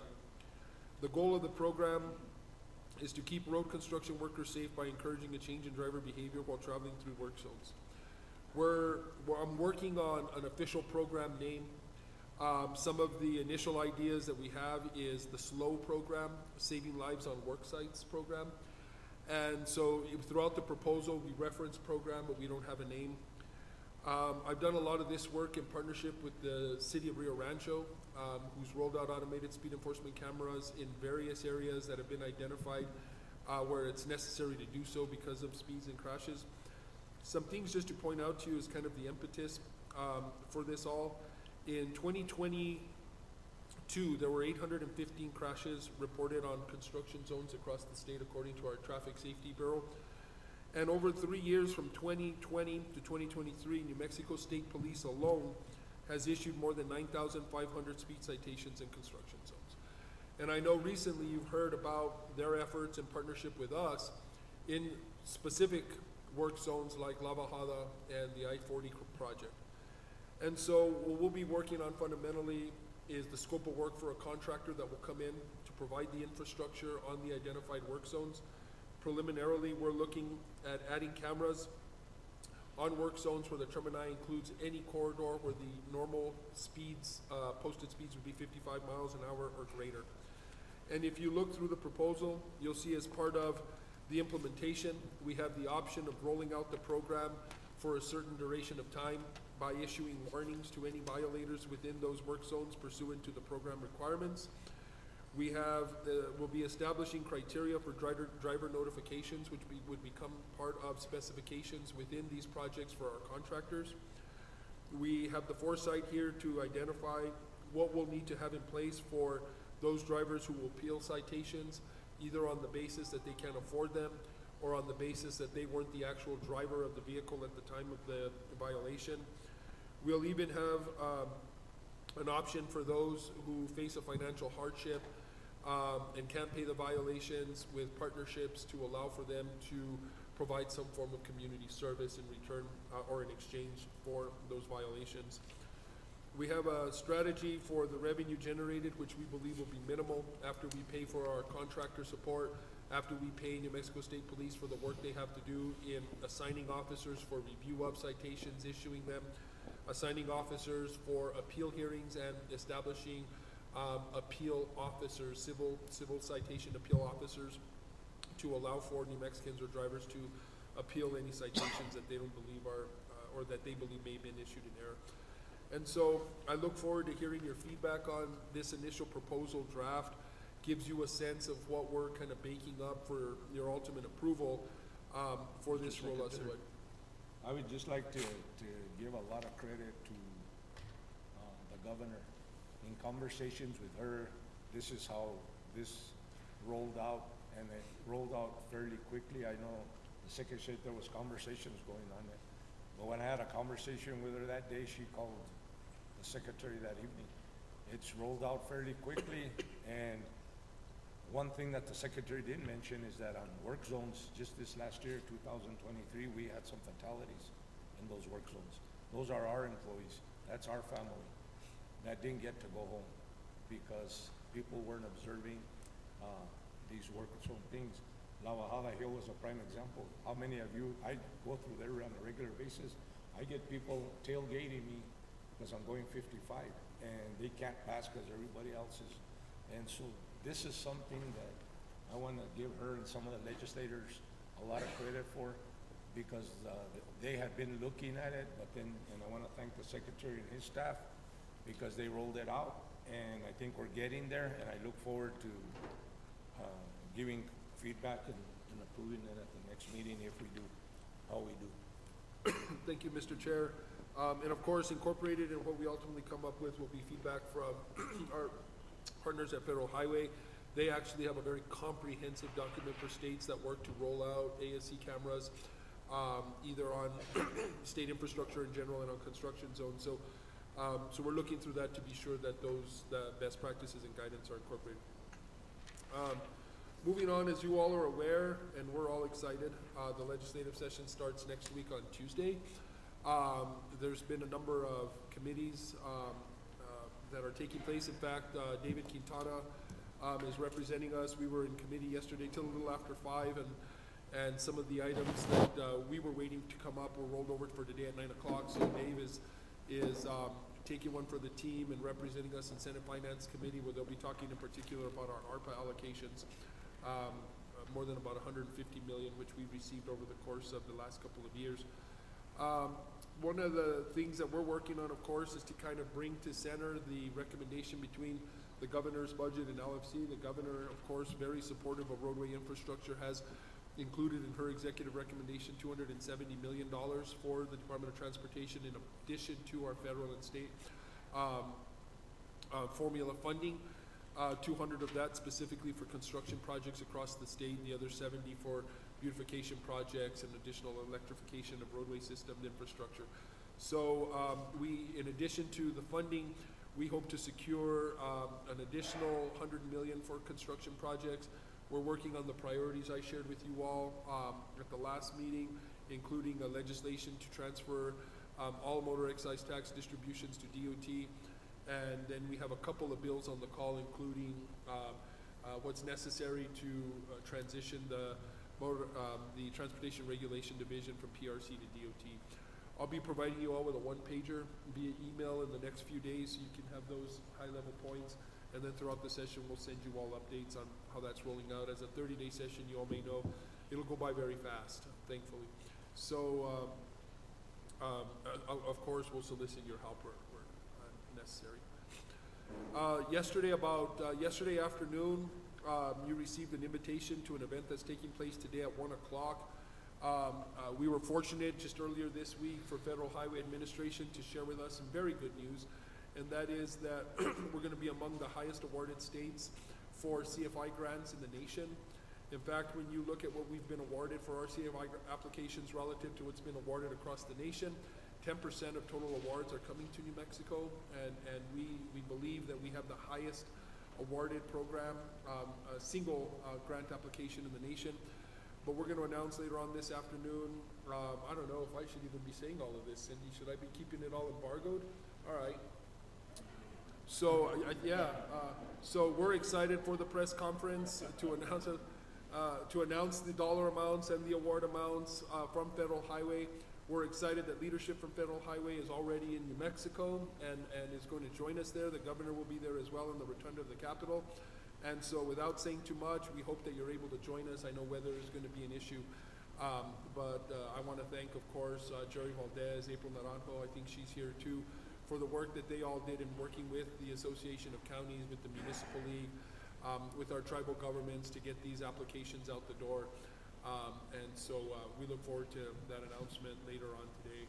Mr. Secretary, I know that all this took place pretty quickly. Yeah. But I would in the future hope that the commission would be made aware of these things as quick as possible so that schedules and everything can be met. We got it yesterday at 5 o'clock, and so a lot of people couldn't schedule it in. So in the future, especially anything to do with transportation, that the commission be included and known as soon as possible. Absolutely, Mr. Chairman, and I certainly apologize. I think by design, some of these things are very, this is going to happen tomorrow, but certainly we could have provided more lead time for you all. And to that end, I want to thank the comms team in a very short period of time, getting invites out to, those counties that are going to be involved in the announcement and getting the runner show and everything together. So I'm hopeful that you all will be there. If not, I look forward to sharing the news with you once the media release can go out. That, Mr. Chairman, Commissioners, that's all I have for you today. Okay, we appreciate your thing. I'm going to go ahead and go to Cindy. I'm going to go to your report, and then whoever wants to take pictures, we can take them real quick right after this. Okay, hold on, one more thing. Commissioner, I apologize while Cindy is coming up. I need to explain the trucks, right? Oh, yeah. We went outside to see the trucks. And so everybody left already? That's right, then explain the trucks. So about 2 months ago or so, our communications director and team developed a program or a contest, a statewide contest to name our snowplows at the Department of Transportation. And so this process started with a nomination process where anybody in the state of New Mexico could nominate a name for one of our snowplows. And I think we generated almost 1,600 names in total, right? And so what a team of folks did was they narrowed down those 1,600 names to the top or the best 50 names. And then over the course of a couple of weeks, New Mexicans were invited to select from those top 50 names their favorites, all right? More than 23,000 votes were received for the top names of that list of 50, all right? And so what we have identified now are the top 12 names, and those names, 2 each, will be placed on snowplows in each of our transportation districts. And so the two trucks that you saw out there today were the first 2 that were branded. They belong to District 5. And so I believe on Friday of this week, tomorrow, we will announce all 12 of the winners of this contest. And then I think because it was so successful, we'll probably do this again because we have several plows, as you know. So we look forward to sharing with you all the top 12 names. There's some funny ones in there. The creativity is just, you know, second to none. New Mexicans are funny people. And you're going to see that in the names that are going to make their way to the side of our snowplows. I mean, like really funny stuff. So I want to thank our comms team for managing this statewide. I want to thank Rick for arranging to brand the vehicles now with the identified names. And then, of course, you know, the drivers who are going to keep those trucks dirty for us. So thank you for that. I appreciate you indulging us by going outside to see the first 2 trucks that were marked up. I think in District 4, Adam, you remember when I was out there, we used to call ourselves the Snow Fighters. And we came up with that name, and the guys embraced it. And they used to have shirts that we bought that had a bulldog and a plow in the front with snow falling, and they call themselves the Snow Fighters. So it's stuff like that that energizes the employees to do what they do best and get out there. Mr.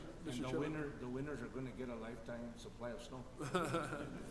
I want to, a quick story. I know everybody likes to share some stories, but several years ago, you know, Chairman Adams and I used to serve on the Board of Regents at New Mexico Highlands, and I think it was at the time we were interviewing candidates to be the president of New Mexico Highlands, and he was driving us back in a snowstorm from Albuquerque to Las Vegas, and I was telling him, you know, that he needed to slow down, and he was telling me the story about how he was once a snow fighter, and minutes later we're spinning out on I-25, you know, out of control. Everything's flying around in the truck. We finally come to a stop, and I looked at him and I said, "Snow fighter, huh?" So every snow fighter has a rough day out in the snow. I think you'll agree. There was very few people that could have handled that turnaround. He was lucky he was with me. All right, well, Cindy, I appreciate you giving me a minute there. Thank you. Mr. Secretary, I think it's impressive, those 2 trucks that were out there today. One of them is 22 years old. Yeah. The other one is, I guess, about 5 years younger than that. But the condition those darn things are in, each one of them have got to have north of, 300,000 miles on them. And they're an amazing. Obviously, you've got to keep those trucks in top condition to be able to do the job that they do, because they really plow a long ways. Anyway, kudos for that good-looking equipment being that old. I wish Our mechanics, our employees, they continue to service. They service those trucks continuously through the snowstorms, before the snowstorms. And you're right, some of those are old, but the criteria used to be that it was 10 years or 100,000 miles on the snowplows. And I think that's changed now because of budgets and everything, so we do have them out there, but they're in good shape. Yeah. Cindy, I want to welcome you. I want to thank you so very, very much on behalf of the commission for that money. It's great news. I'm not going to say too much because we weren't supposed to, but thank you, and let everybody know that we are very, very appreciative of that money. Absolutely, absolutely. And Chairman, Commissioner, Secretary, thank you for having me here today, and kind of, you know, sharing the thank yous and the kudos. And I know Michelle is here, and I think Jerry Valdez is at TRB in Washington. But Secretary, thank you for you and your team for helping with all the logistics for today's press conference and all the coordination. So Michelle meeting with our headquarters team and making sure that everything goes off without any issues. So thank you.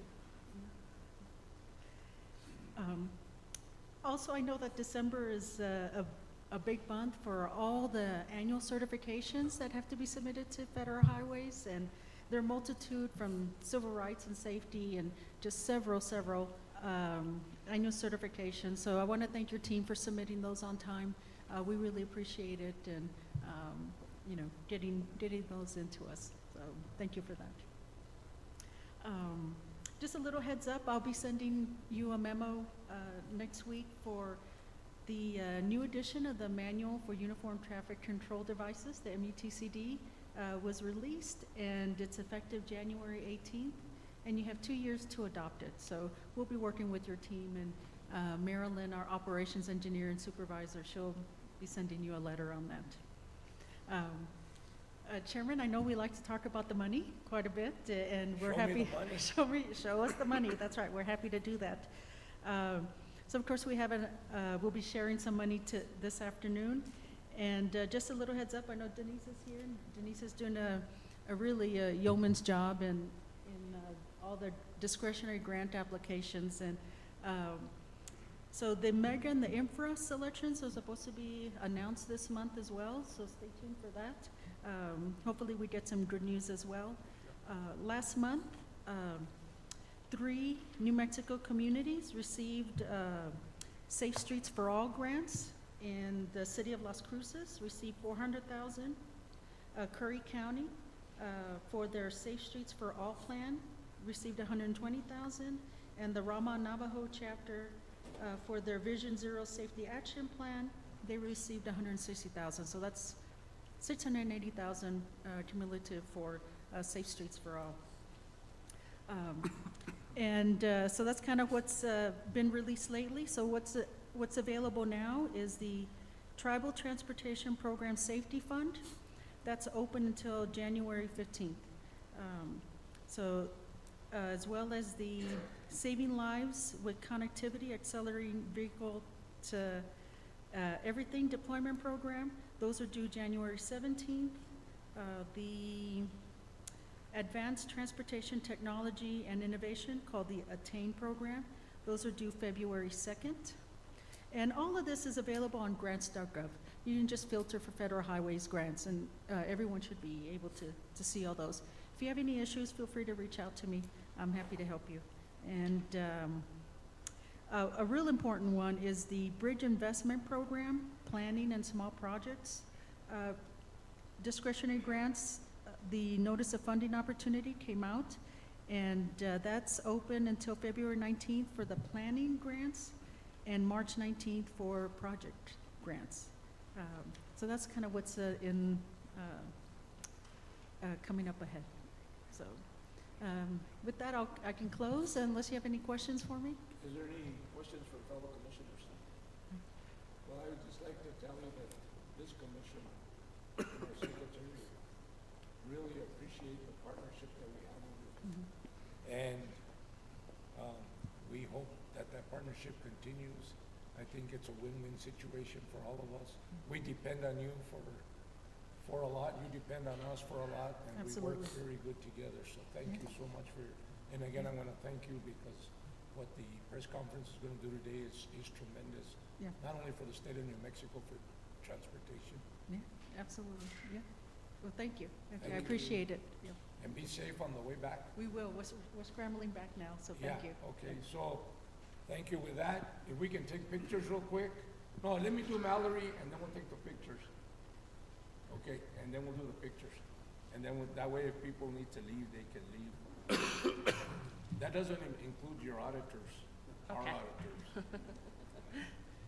All right, good morning, Chairman, Commissioners. It's been a while since I've been up here, so I have to start off the new year right with the joke. Why was Cinderella so bad at soccer? She kept running away from the ball. Were you talking to Commissioner Taylor again? All right, I'm here to report our financial status for the first 6 months of the fiscal year. So this is from July of 2023 through December 31st of 2023. The page in front of you, if you can go a page forward. Oh no, this is right, this is right.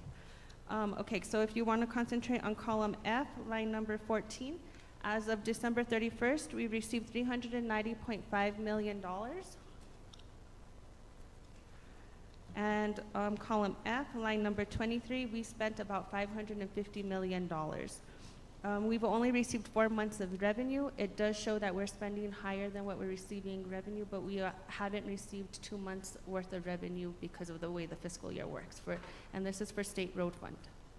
On the next page, this is our restricted revenue. Column F, line number 23, we received $56.7 million worth of revenue. And column F, line number 31, we've spent $52.9 million. On the next page, this is our cash position. We've compared where we were at in December of 2022 versus December of 2023, the 2 highlighted columns. Line number 1, this is strictly state road fund. We have about an $81.6 million shortfall in cash, and that's primarily meaning that we're just spending at a higher rate than what we were at this time last year. We have more projects going on, so this is typical to see. There's nothing to be concerned about at this point. Line number 11, on the highlighted columns, there's about a $32.3 million gain in cash. So these funds have received more revenue than what we did in 2022. Overall, our cash position for December in 2023 is $509.7 million. And our last one is our fund balance. This shows where the department is projected to end at the end of fiscal year 24. Line number 7, the last column, projected unbudgeted fund balance is about $53.3 million. This is money that when we come up and request bars, this is the money that is taken from, okay? And then line number 25, restricted revenue, you do see a negative of $16.5 million. Do not be alarmed. That's primarily driven by line number 11 and line number 14. Those are reimbursement funds from traffic safety, the National Highway, and the Federal Transit. Those are reimbursement funds that we get money back as we bill the federal government. So that's what's driving the negative. But overall, you'll see the restricted funds do have a positive balance. If we do come up for bars for these funds, this money will be reduced. So we are projecting a total of about $36.8 million in fund balance at the end of fiscal year 24. And that, Chairman and Commissioners, I stand for any questions. Any questions from fellow commissioners? With that, I always ask you this question, as far as you can see, we're doing good? So far, so good. That's what I like to hear. Yes, thank So you. with that, we thank you. Thank you. Okay. And with that, real quickly, we'll take pictures, and then we'll resume with the auditors. And I want to thank District 5 again for all the refreshments and breakfast and outstanding. Thank you.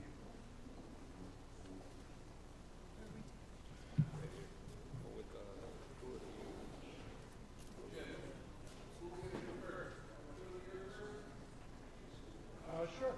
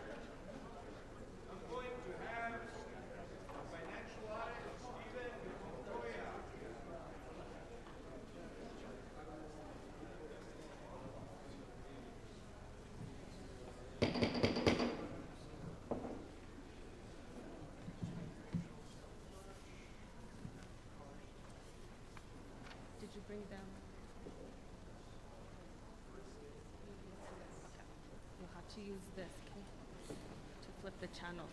I mean the channels, the slides. Once he puts it on, and then just flip through it. Yeah, you can go ahead.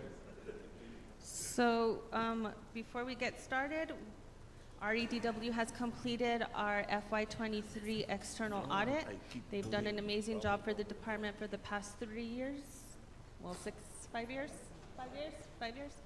But however, I would like to acknowledge the accounting staff that had to deal with this audit every day. They worked long hours throughout the completion of the audit. So if Kristen Dorland, our CFO, can stand up. She is the leader of our pact. Then we have Emmanuel. He is our staff manager. And then we have Dr. Kareem Vargas. She's new to she came back she used to work at the department, and now she recently came back. These individuals have played an important part in our external audit. They are determined workers. They lead all our other employees to success. And with that, I think Stephen and Ethan will go over our external audit, and you guys will be satisfied with the results.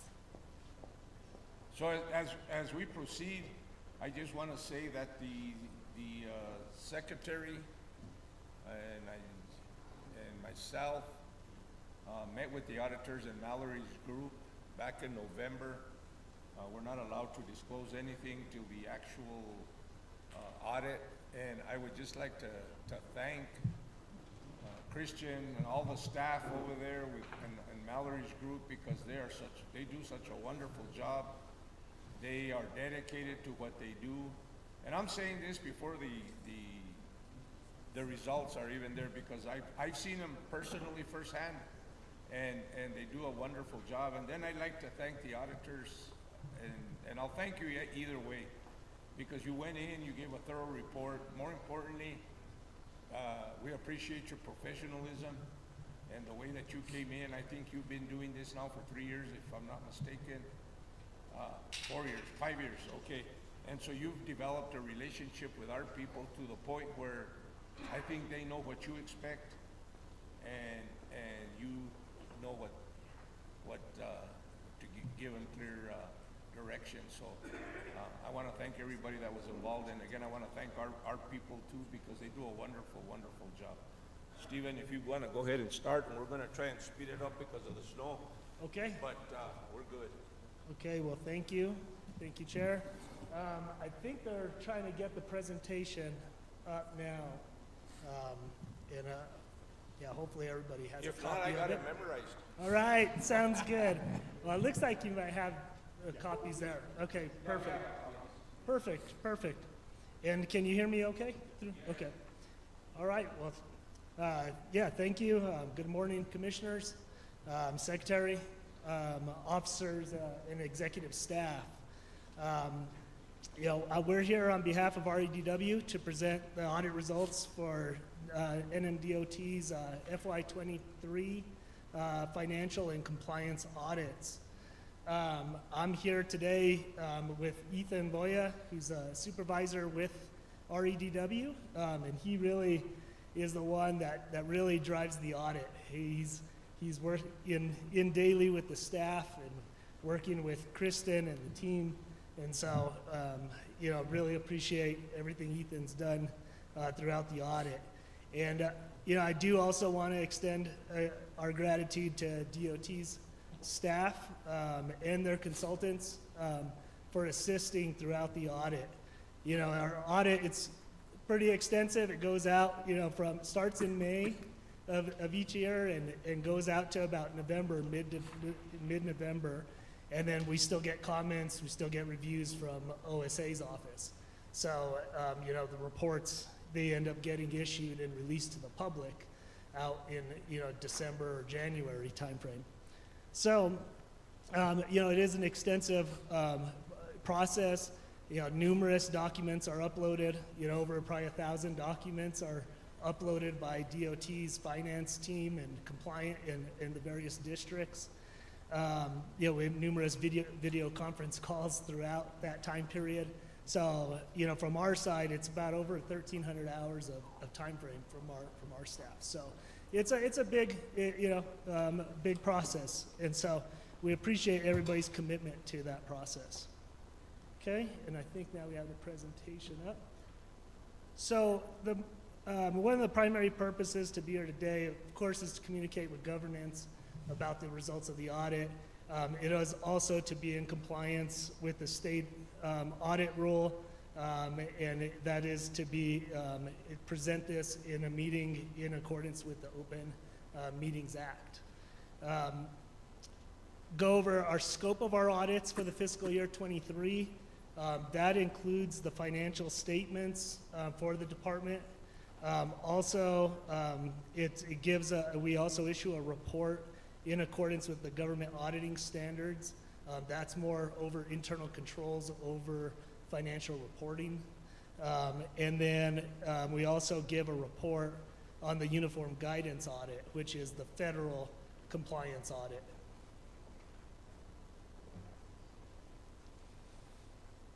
So, as Mallory mentioned, we have completed the audits for the fiscal year ended June 30th, 2023. That includes the financial statements and federal award audits. Our audits were conducted in accordance with the professional standards, which is the U.S. generally accepted auditing standards, the government auditing standards, uniform guidance, which is the federal audit requirements, and the New Mexico state audit rule. So lots of rules that we have to abide by, a lot of professional standards that we have to make sure we're following when we're performing our audits. Now the primary audit objective is to obtain reasonable assurance that the financial statements are free from material misstatements, whether due to fraud or error. So that's a high level of assurance, but it's not absolute assurance. So we're not testing 100% of the documents, transactions. So we're doing risk-based audit approach, looking at the significant financial statement areas, looking at relationships within the financial statements, and designing an audit plan to address any material risks with the financial statements. And so happy to report that we issued unmodified opinions on the financial statements and the major federal program compliance for this fiscal year. And so unmodified opinions are basically the highest level of assurance we can provide as auditors. They're also known as clean audit reports, clean opinions. Our reports were dated November 15th, 2023, which was in accordance with state statute. And the New Mexico Office of the State Auditor's has approved our reports. The reports are available on the New Mexico State Auditor's website to the public. And then our reports now and financial statements are in the process of being submitted over to the Federal Audit Clearinghouse. So that's kind of the final step. Once they become available to the public here in the state of New Mexico, then we also submit the audit reports over to the Federal Audit Clearinghouse. So we're going through that process now. So with that, I'm going to go ahead and let Ethan Boya come up here, and he's going to go over the internal controls over financial reporting and then go over some of the other results of our audit. Thank you, Stephen. Once again, thank you. Chair, Mr. Secretary, members of the Commission, appreciate the time. So this slide with the orange table, internal control over financial reporting. What we have here is pretty much the three findings that we'll give you if we don't like you. No, I'm just kidding. From the top, least severe, to the bottom, most severe, starting with the deficiency in internal control at the top. That exists when the design or operation of a control won't allow management in the normal course of performing their assigned functions to prevent or detect and correct a misstatement on a timely basis. Then I'm going to skip to the last one, the material weakness. That is when a deficiency or a combination of deficiencies, that there's a reasonable possibility that a material misstatement within the financials is not going to be prevented or detected and corrected. So important right there, material is when that is likely to affect the readers of the financials. And then in the middle, the second most severe, the significant deficiency. That's not as severe as a material weakness, but it is still important enough to bring to the attention of the commission. So happy to report, and props to Kristen, Mal, all of finance, their whole finance team. We did not note any material weaknesses or any significant deficiencies within or throughout the audit.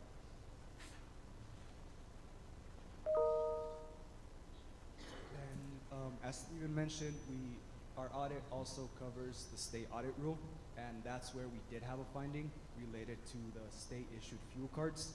And so what the guidance from the state audit rule says that there has to be a proper documentation of mileage logs, what's purchased with those credit cards. And so there were a few instances that we ran into where just some improper documentation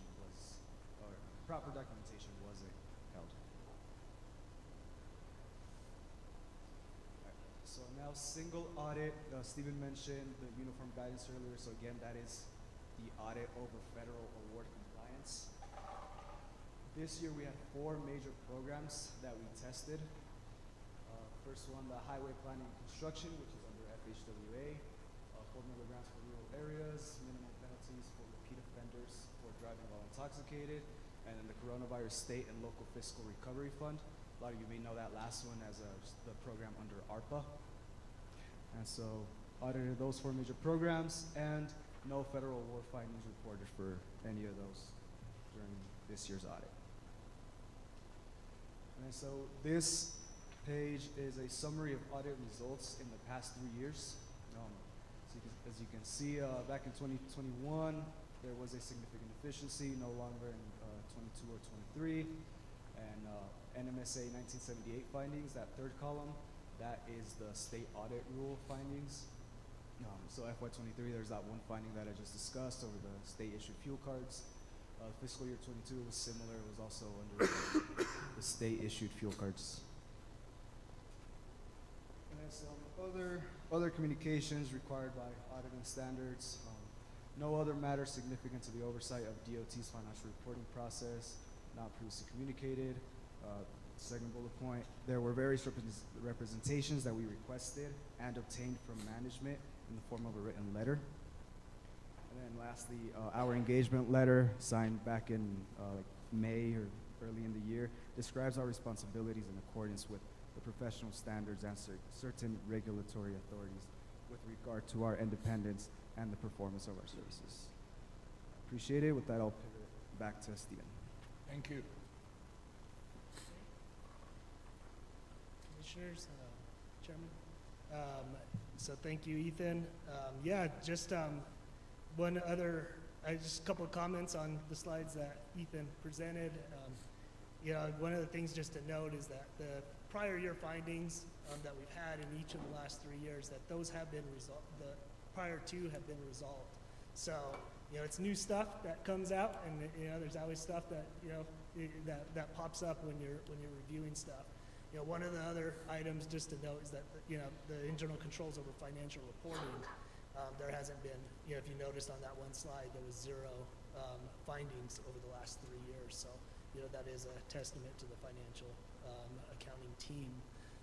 And we definitely look, and we look at a lot of documents and try to go through the controls, and so definitely a lot of time looking, and so that that's a pretty good job by the finance team. So now I'm just going to go over some of the financial highlights. I know you get this through your meetings, but I just want to kind of give some high-level overview of the financial statements, just to give a view from our perspective. So, first here we have the assets deferred outflows, and you'll see that the assets deferred outflows, those are going up each year of the last 3 years. And so this year it went up from 7.2 billion to 7.6 billion, so about a $400 million increase. And that's primarily due to increases in capital assets. as capital, as spending is made over on the capital assets infrastructure.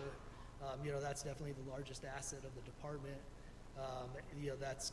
That went up by about 267 million this past year.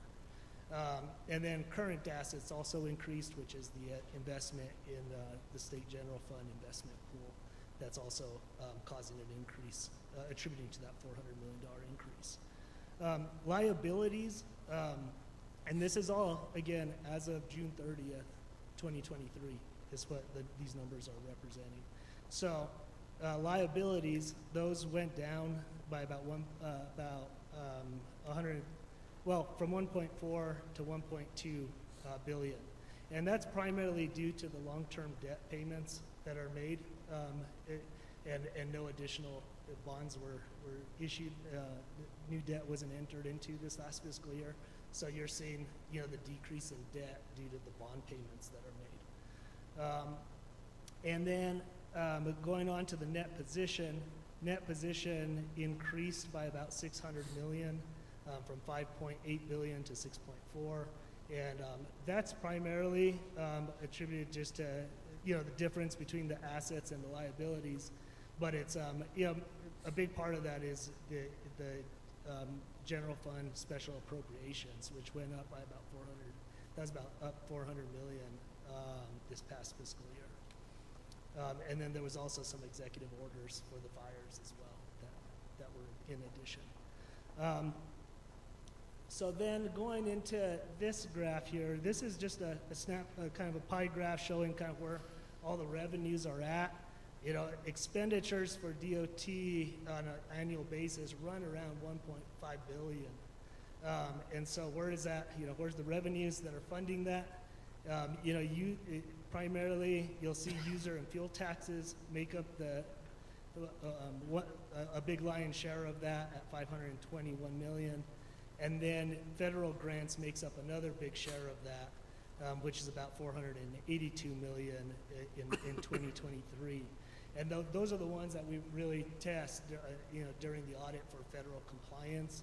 The programs that we tested that Ethan went over, that was about 97% of the awards that were expended in fiscal year. So, a lot of coverage from our audits in the major programs. The other big portion is the transfers, which is the appropriations and severance tax bond appropriations, which is about 429 million in 2023. And then there's other charges and services that make up other revenues. Okay, and then the last graph I was going to go over here is just the budget to actuals.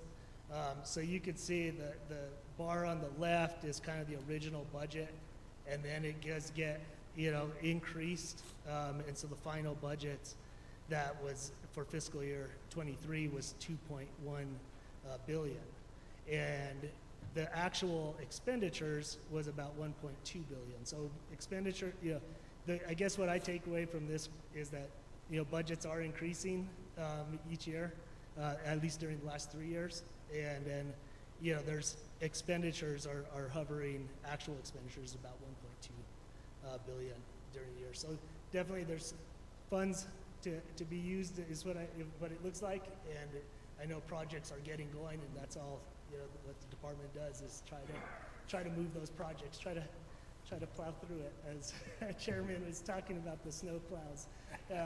So got it. So with that, Ethan and I were here as resources to answer any questions at this time. Before, we just want to, again, extend our gratitude.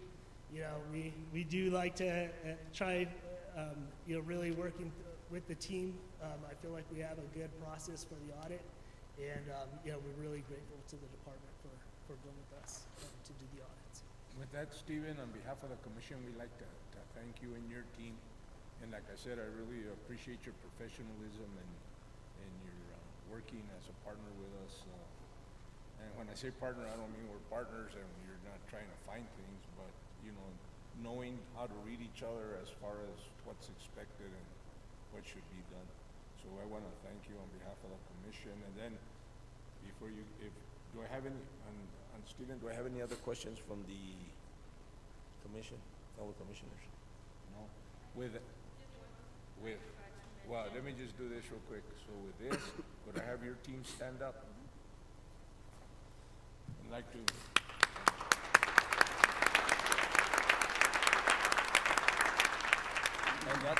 And that goes to you too, Mallory. And take that back to everybody else. Okay, let them know that we appreciate them and that it's not a one-year deal, it's not a two-year deal, it continues to be out of the park. So, thank you for that. I just want to also thank Jeremy Romero and Alan Raybal with the Romero and Weiner CPA firm. They do contribute to this audit and the success of it. And thank you, Stephen, for everything. Extend to them our thank yous too. I will. Thank you, Stephen. You guys. Yes, sir. Mr. Chair, excuse me if I could. So, I'm a big fan of RADW, terrific firm. So this, please don't misinterpret what I'm going to say, but just a question, with 5 years of service here, best practice is what, that you have a change in principle within the firm over a 3-year period or a 5-year period? I'm not sure. There's a law. Go ahead and explain the requirements. Yeah, no, thank you, Commissioner, for the question and the discussion item. So the state audit rule requires that the firms rotate every 8 years, is what it is here in New Mexico. And yeah, there's definitely different thoughts on the rotating of partners, and that's always, we're always open to anything. What you also get sometimes when you have, that continuity is you get that understanding of the of what's going on in operations. Because, just speaking from experience, like the first year or two, you're really learning about everything, and you're really kind of getting a real good understanding of everything that's happening with an entity. And so, as you get kind of more years in, you definitely got to keep that objectivity. Yeah. And so, can you explain that rule to my wife? Because she's been auditing me forever, and I tell her that after 8 years, somebody else got audited. Time to rotate. Yeah. No, sir. Secretary. Yeah, I appreciate that. Thank you. Thank you. Chairman, Commissioners, I think I do want to extend my appreciation to Mallory, her team, and our contractors who support, our audit endeavors, and of course our auditors for, their professionalism, for their good work. Just yesterday, Mallory and I were in Senate Finance Committee, or at least at an amplified level, legislators are talking about how their appropriation practices are going to rest heavily on how agencies are performing on their annual audits. And, I stand to be corrected, but I think NMDOT has, if not the second, the third largest operating budget. I mean, HSD with Medicaid is humongous, right? I get $7 billion, but DOT, with its operating budget is tremendous too. And when we're able to, because of the work of these individuals, stand there and say, one, we spend money well. 2, we're good stewards of those resources. And 3, the money that we put out has a direct economic impact to the state of New Mexico. That's something a lot of agencies can't do, unfortunately. So I want to thank the team. They put us in a position to tell legislators, listen, we're good stewards of public dollars. Trust us with more of it. And so I appreciate it, and more than ever, I think it's becoming a point of conversation among lawmakers. Thank you very much. Thank you. Thank you. Remember that next time, donuts. I'll wear my Dallas tie next time. Keep wanting to do it.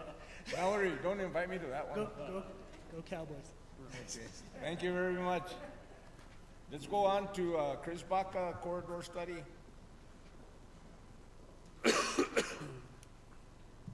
Welcome. Thank you. Thank you, Mr. Chair, Commissioners, executive staff, and everyone in attendance. Appreciate this opportunity to present the I-40 project to you.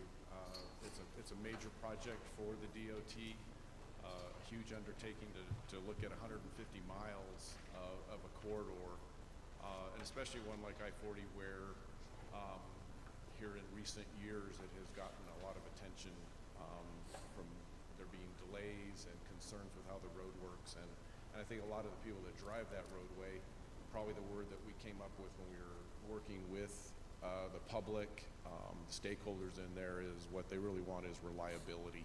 A lot of the people that commute from those communities into Albuquerque, when they have doctor's appointments or shopping, if I have a 2 o'clock appointment in the afternoon, leaving from Gallup, should be able to leave at 11 and get there and be fine, or get there for lunch. If I hit a 5-hour delay, now I've got to reschedule. And while those are things that happen, they shouldn't be happening on maybe the occurrences that we're at.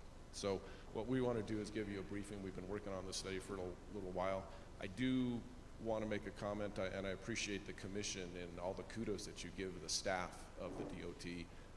Being from the dark side, I guess, as a consultant and the team, we work hand in hand, and we have a great team that the department came with. A couple of people I would have mentioned. Summer Herrera, she's the project development engineer at our Central Region. She unfortunately isn't able to be here today with us. She's staying at home with a young daughter, but she has been a tremendous partner in working with the team. Also with District 6 and District 3, who are the 2 primary districts in here. Lisa Vega, the district engineer from District 6, Justin Gibson, who is now moving on, but during his tenure on this project, and their staffs have been tremendously involved in this project. We hold monthly meetings that's involving both the district staffs at all level and GO staffs with their expertise. So, and then from the consultant side, I'm with Parametrics, but we have a much bigger team. We have Bohannon Houston as part of our team, Horrocks Engineering, Lee Engineering, and Terracon, all to bring in expertise that's needed in wide ranges, both that's internal to New Mexico and some out of state. We brought in Shane Marshall, who's a former retired deputy secretary from Utah DOT, making sure we're bringing in perspectives and we're not living within our own little fishbowl. So I'm sure you're all aware where we are headed with this study. You've had comment before the commission before. Spoiler alert, our recommendation is going to be the enhanced 2-lane project as we go through, which is basically putting 2 12 lanes back in place, but using 12-foot shoulders. And we have a little addition of plus 3rd lane in certain areas, because like in the Gallup metro area, and then on climbing lanes, there are some areas where a 3rd lane is needed.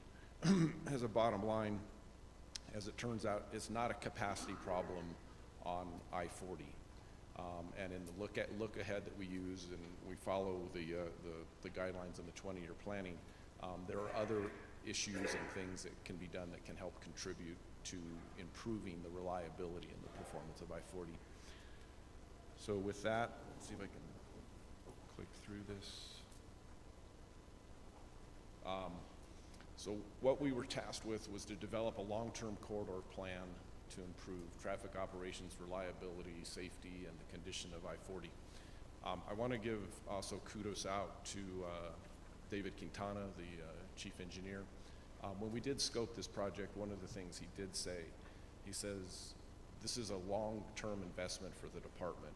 And as all of us know in the industry, we can get 5 years into it, 10 years, 15 years down the road, and conditions have changed, things that we may not be able to predict. Says make sure you build into this the ability for the department to analyze data, get information, and be able to pivot if we need to, if conditions change and go. And that's another thing that we did build into this, and we'll show you how that is.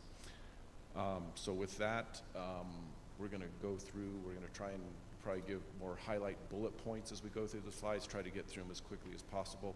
If you do have questions, or there's something that maybe we went over too quickly and you do have a more in-depth, please ask us. Stephanie Miller, who's the Deputy Project Manager, is going to start on the first several slides here. Thanks, Chris. And we're going to try to breeze through 150 miles as quickly as we can so we can get everybody safely on the road. And just so that you know, we have it here on our thing, so we're following it here in case you don't see us looking up there. Thank you. So just really quickly, we wanted to talk about the corridor studying process. There's basically 4 phases to the process. And this study involves phases A and B, which is really understanding the needs and existing conditions in the corridor, screening various alternatives, and then coming with a detailed recommendation. So you see the spot where the "We Are Here" sign, and I just want to highlight what's important about where we are. We're coming and presenting our recommendation, but decisions have not been made at this point. So it's a recommendation, and really the study will be completed once we have more another public meeting, some engagement with various stakeholders, and we also get concurrence from FHWA, Federal Highways. So that's when the process will conclude. You can see on the bottom that public involvement has occurred throughout the process. And just a little bit, some of the highlights of that stakeholder engagement process, because it is such a long and big corridor. We have had 2 public meetings to date. The first was really to let people know about the study and get their input on what are some of the challenges, issues, frustrations they have in this corridor. We also initiated a survey, and we had about 70 people participate in that survey so we could, again, understand those key issues. Our next meeting was really focused on the initial alternatives, some of our findings and initial alternatives, and sort of, bringing those alternatives through a screening process. With that, as you know, most of I-40 through this area crosses various tribal lands, and the alternate routes, or the frontage roads, the old Route 66, also crosses a number of those tribal areas. And so we have been engaging with those tribes, again, at the beginning of the project, and then in the spring, as well as Bureau of Indian Affairs, as well as the regional transportation planning organizations. There's 2 of those that cover this area, so we have been out talking with them and their membership about what we're doing and getting their input and feedback as well. 40% of our traffic on this highway is truck traffic, so that's obviously another key stakeholder, and really does influence some of our recommendations and what we've been studying in this corridor. So we did a survey with the New Mexico Trucking Association. I was just going to say, what percentage was that? 40%, yeah. And then we've also met with State Patrol. Just really quickly, too, about some of what we've heard from the tribes, or one of the interesting challenges we have in this corridor is that, as you know, we had the old Route 66 that was built first, and then you have I-40. Part of this study has included looking at those alternate routes. We have about 75% of the corridor, about 113 miles, where we do have the good fortune of having some of those alternate routes. There's 37 miles not covered. That is also part of this. What's interesting about that is there's definitely a feeling from some of the public that we need to fill in that gap. We need an additional 37 miles. When I get stuck on the highway, there's nowhere else for me to go. That's also sort of, on the other side of that are the communities that these routes go through. And those routes really aren't, they're not set up for high levels of truck traffic, especially the high levels that we've seen, and we've definitely heard concerns from those communities about that traffic being on those alternate routes, because they serve a very different purpose than I-40. So a lot of our recommendations are really focused on trying to keep I-40 traffic on I-40, and how do we keep that traffic moving. So just briefly, some of what we heard from the public, I think this piece was interesting. The biggest issue from the public are really these traffic backups, whether they happen due to crashes or whether they happen due to construction or maintenance activities. Poor road and pavement condition was about 5th. Interestingly enough, the survey that we got from Freight, the poor pavement condition was listed as their highest issue, then closely followed by the backups. But clearly what we heard from both of these groups, and what we've seen in the data, is that the traffic backups we have on I-40 are not caused by reoccurring congestion. So the kind of congestion you get in an urban area, maybe during your peak commute hours, the type of congestion that requires expansion. The backups that we have are caused by these periodic episodes, are caused by construction, maintenance, and crashes. It's any time that we lose one of those 2 lanes that we have on I-40 that we start running into problems, particularly during the daytime hours.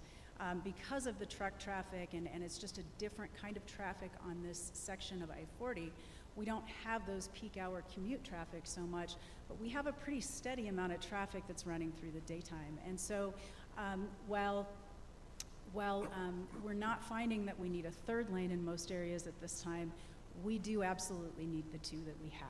So a lot of our recommendations are focused on how do we make sure that we keep those 2 lanes open as much as possible. Crashes overall have been increasing in this corridor, and fatal and serious crash rates are higher than some of our state averages, and there's multiple deficiencies that we'll just talk about a little bit. So some of the key issues that we need to address in this corridor are reducing these lane closures, again, improving that reliability. And I think it's, you know, the silver lining here is that some of those are things that we can do right away in terms of what are some of our construction practices, how do we keep 2 lanes open, when do maybe we do some of the maintenance, and how do we sort of manage that. So that's sort of a good news side of that coin. Maybe the bad news is that we do expect traffic to increase, and so that'll get more challenging in the future. So again, addressing it now is really a key issue. Improving safety, we definitely want to do that, and there's opportunities here in this corridor to do that. Improving overall roadway condition, that pavement condition, and then again, being cognizant of the future and knowing all of the things that could change in the future, and having both accommodating expected growth in the future, as well as being able to pivot and adapt if things maybe happen in a different way than we expect. So just really quickly, it's tough to get data on how often do we really have these events on I-40. And that's not data that is typically collected. We looked at an 8-week period just to see, you know, how often is this happening to folks. And I think you can understand some of their frustration. In this 8-week period, we had 17 incidents. So that's about 27% of the time, just on a day's basis. 9 of those were maintenance-related closures, and most of those were closing 1 lane in one direction. There were 7 crashes, some that required a full closure of I-40, maybe some that were just lanes. And there was 1 closure due to flooding, and that's just east of Gallup in an area sort of known for reoccurring flooding, and where DOT is working on getting funding for building a project there to improve the conditions.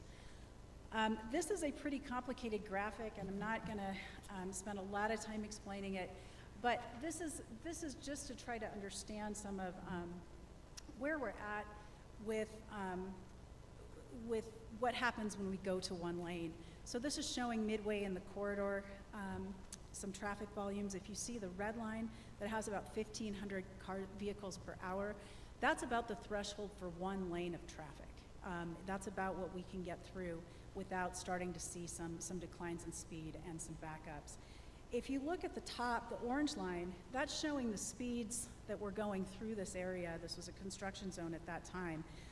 The very bottom, we've got about a 2-week period. It shows the day and the time, and then those blue bars are showing what those traffic volumes are.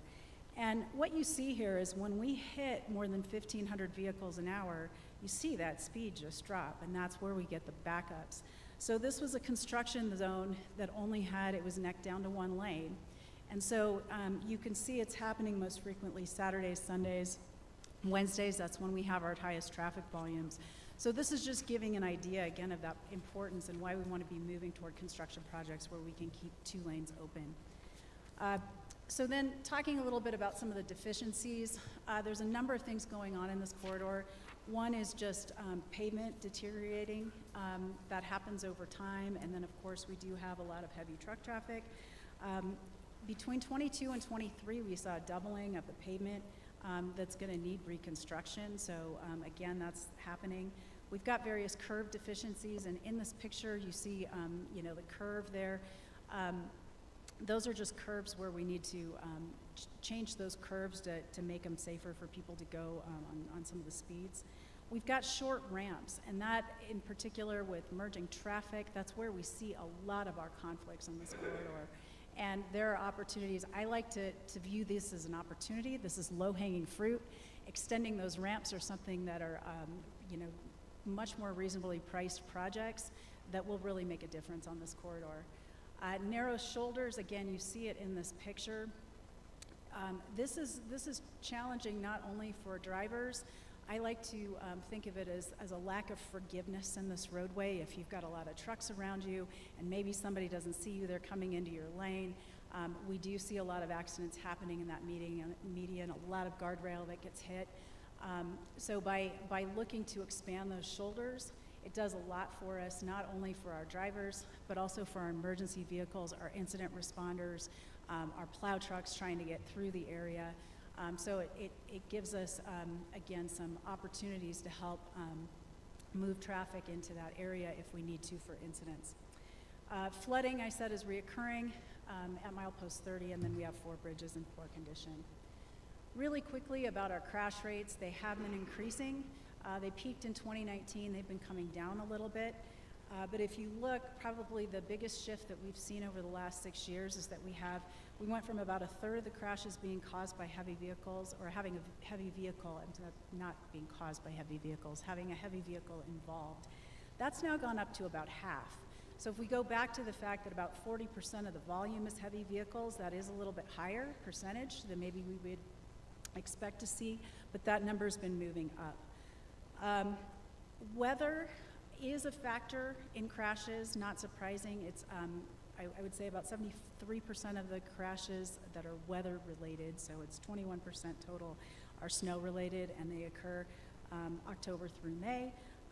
But in the monsoon season, sometimes rain is also a factor. But this is actually consistent with other interstate highways nationally. And again, we've got Continental Divide in this one, so that's also something we're taking into account. This is just graphing out the crashes that we have had in this corridor over the 6-year period that we looked at. If you average out the crashes, maybe 23 per mile is about kind of average. We've kind of highlighted some areas here where we're seeing those spikes. And if you'll notice, the one in Gallup, pretty much all of these, West Gallup, 491, milepost 26, Refinery exit, Route 66 Casino, these are all interchanges. These are all on-ramps and off-ramps. And so, again, that's where we've got those conflicts happening, where we also see some real opportunity to come in and make improvements, safety improvements. We also have a deficient curve in here that we've highlighted, and again, that's just kind of showing what can happen on these deficient curves and how, again, there's an opportunity to fix those. So, as Chris mentioned at the beginning, good news piece of the story is we are finding that between now and 2050 in most areas, we think 2 lanes is sufficient for the capacity and the volumes that we're expected. We do have some areas, as Chris mentioned, in Gallup, maybe some uphill grades that will be needed in the future. And then again, these ramps, because they're short, they also are going to have capacity issues in the future. So we get to fix a lot of things when we come in and make these ramps longer. And then I just wanted to talk a little bit about the growth assumptions that we made in our assessment. So we have assumed, and we do expect, that there will be growth in this corridor. The population growth overall in Cibola and McKinley County is expected to be fairly modest, less than 1%. If we move, though, to truck traffic, when we look at the federal, what the federal government is expecting in increases, we do expect to see increases in truck traffic, and I think we've definitely probably seen that over the last several years. So the rate that we used, you can see Texas and Arizona is using a rate of just over 1% for their portions of I-40. New Mexico DOT was using a rate of about 1.5% based on some of the information they had. And we sort of looked at numerous data sources, and you can see all those different lines that we put together to see sort of a high rate and a low rate. And we think that 1.9% is kind of right in the middle. It's higher than what we expect to see on the population side, but it's accounting for that truck growth. So we feel like that's a good rate to be looking at for the future. So overall, in terms of flexibility for the future, again, Chris is going to talk about how our plan, how this plan is adaptable and able to change to things that may change in the future. All right, real quickly going through then how we actually get to where we need to do to reduce the lane closures and this the incidents and improve roadway condition and prepare. Get to one more here. So we broke this up into a couple different areas, and the first one I want to touch on is the safety improvements. We talked about the excuse me, the interchanges, the ramps, curves. There are horizontal curves, vertical curves that need some improvement to maintain the speeds that we're driving at. These are all things that can be done as smaller projects or individual projects we go through as part of bigger construction projects with the maintenance. We do see some improvement when we do this. This little chart here is showing, for example, on the top, it shows lengthen ramps. And if you lengthen an entrance ramp where the existing is 300 feet and you move it up to 1,000 feet, you're going to see a 29% reduction in crashes just from making that extension of the ramp. You also see improvements with lengthening exit ramps. Another point is in the widening the inside shoulder. We typically have the 4-foot inside shoulders. When those are widened to 12 feet, 12% reduction in crashes. Widening the outside shoulder from 10 to 12 feet, another 5% allowing it. So that it's creating the space and the operational movement along the roadway in what we're doing. Widening just to 3 lanes, because we are looking at, that was one of our alternatives we were looking at, is a 10% reduction in crashes overall. This is an example of a project actually in the project. It's right near Laguna. When we met with Laguna, they all referred to it as Dead Man's Curve. In this particular location, it was just east of Laguna exit. Several things were going on. One, it was reduced speed down to 65. It had a horizontal curve that did not meet current requirements for the speed limits. That's why it was signed down, but as we delved in, we even found it was maybe a little bit lower. It was also on a downgrade. We had narrow shoulders, and then we had cable barrier in the middle. And what would happen is trucks would come down, they would still maintain speeds much higher than they could actually operate at. They couldn't hold their curve. If many of you, if you've ever driven and you feel like you're going a little bit fast and the back end of your car might come around, the curve isn't quite set up for the speed you're going. With big trucks, as that starts happening, they're going to start to shift out, and what would end up happening is they'd catch the shoulder, catch the cable barrier, and end up like the one on the left-hand side here. This project ended up, was just completed about a year ago, year and a half ago now. It did widen the shoulders, it flattened the curves. The traffic accident data, crash data that we've gotten shows that we have seen a reduction, and we are not seeing the incidents that we had before. This is very similar to what the enhanced 2-lane would look like through the corridor. Okay, it's not moving. It went too fast. We did also identify some operational improvements, and these are things that the department is actually being proactive on already. One of them is trying to minimize the lane closures, especially working with FHWA on construction zones with new policies to maintain 2 lanes. One of the things we did do with the concepts, we looked at their constructability and how they needed to be phased so that made that effort much easier to maintain 2 lanes of traffic. And building the wider shoulders contributes to that. The intelligent transportation system, data collection, Stephanie mentioned that, helps in collecting data, but it also helps in messaging out to the public. So if there are incidents that occur and closures, and we can get that information to travelers coming into Gallup that there is an incident, at least they're not sitting on the highway waiting for it to get cleared. They can stop and make better plans. Improving alternate routes, we talked a little bit about that, and there are some things that can be do to improve some of those existing. Adding additional routes on tribal lands would be something that would be a very lengthy and difficult with cultural resources and agreements. And again, we think that there are actions that can be done on the Interstate 40 to get better. And then incident management is real key in how law enforcement, DOT collaborate, and how we get traffic moving up and going, and our build alternatives, how they do that.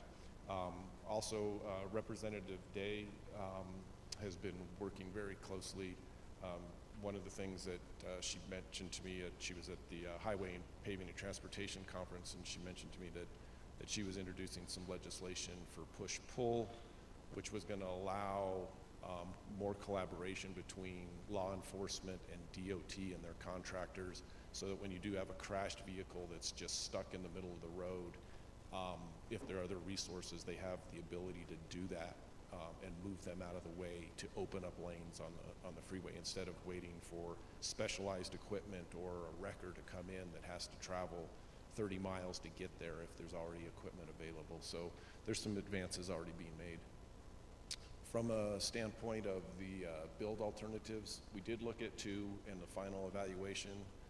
The build alternative 1, the enhanced 2-lane with an added lane, and build alternative that would widen it to 3 lanes each direction.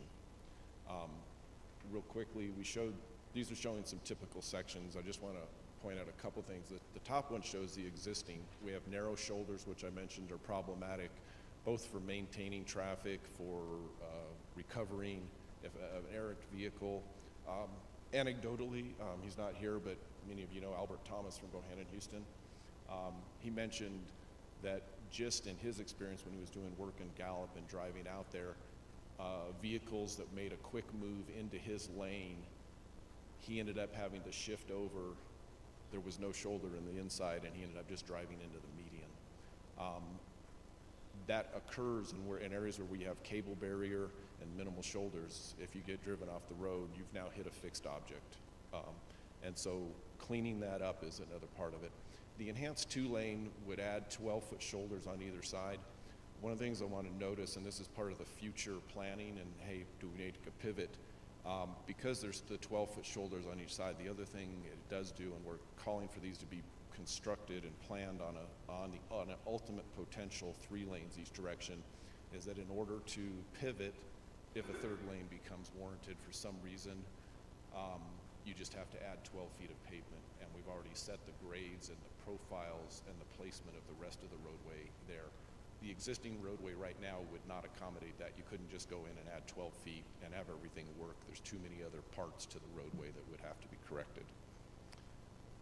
The 3-lane, again, would provide 3 travel lanes, 12-foot shoulders on inside and outside. And this one is just another example of showing a perspective down on the existing 2-lane and 3-lane on how those would maybe look. Touching on a couple of the advantages of these. I'm having trouble advancing. Let me just skip to this one. Oh, okay. Oh, I'm going to go too far. Okay, so on this particular one, we're actually showing between the existing and the enhanced to an incident that occurs. When you only have a 4-foot shoulder and maybe a 6-foot on the outside, and you have emergency vehicles, it's difficult to get traffic around. The enhanced 2 would provide a 12-foot on each side to do that. And this is one on the ramps, real quickly. Existing ramp you can see in the upper left. The tapers have 300 feet, and if you think of a large truck coming down, they're going up to get up to speed to 60 miles an hour, and we're giving them a 300-foot window to merge into traffic. 20 years ago, when traffic volumes were low, that was an easy decision. Now, as traffic volumes goes, it gets much more difficult to drop in. The proposed is to extend that and give them 1,000 feet that allows the traffic to move and alter. And I'm going to jump to costs. Not inexpensive. Enhanced 2-lane, 3.5 to 3.8 billion. The 3-lane, 4.5 to 4.8 billion. But one of the things to notice, we put maintenance in here. If we didn't expand or change the roadway and do things, you'd still be spending 1.8 to 2.1 billion just to maintain the infrastructure that's out there in the pavement. And so it is more to do the widening, but it is going to create a bunch of pluses for that. Following with our recommendation, it is the enhanced 2-lane with the operational enhancements that we have. Immediate priorities are to go and address the data collection, to look at some of the smaller scale safety crash reduction areas, start looking at some of the larger scale projects to maintain critical infrastructure, which District 3 and District 6 both have some of those in the pipeline. Some larger scale safety improvement projects. There's two examples of this, milepost 102 to 109 near Acoma. There's multiple curves, multiple things that are going on there with interchanges, which would be a longer project. And same near the Route 66 casino. It's an example of how making changes in the ramps. It's at a weird place. The Rio Puerto casino's at the bottom of a valley. You have traffic accelerating to go up the other side, and you also have traffic that's trying to slow down to get off on a 20-mile-an-hour exit. Those don't work well together when they're in two lanes because people don't, one's going faster, one's slowing down and make quick moves, and it is problematic. So there are some things that can be done there. With that, I know you're anxious to get going, but if there are any questions that you might have, we'd be glad to answer them.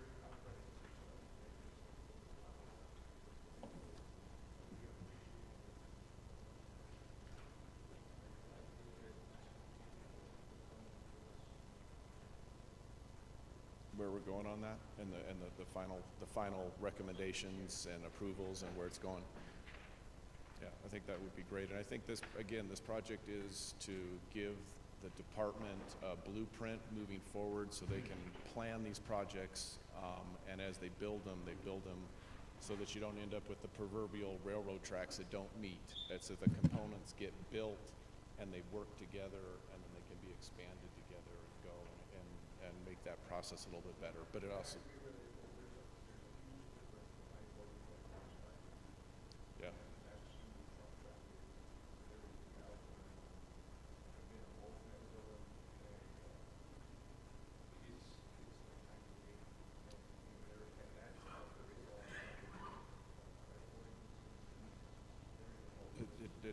It does have a lot, and if we can reduce the incidents and the opportunities that reduce traffic, because then when we just only exasperate that when we reduce traffic down and we get the trucks all balled up, and then it takes forever for them to get out, and people get frustrated trying to get caught back up and make up that extra time. So.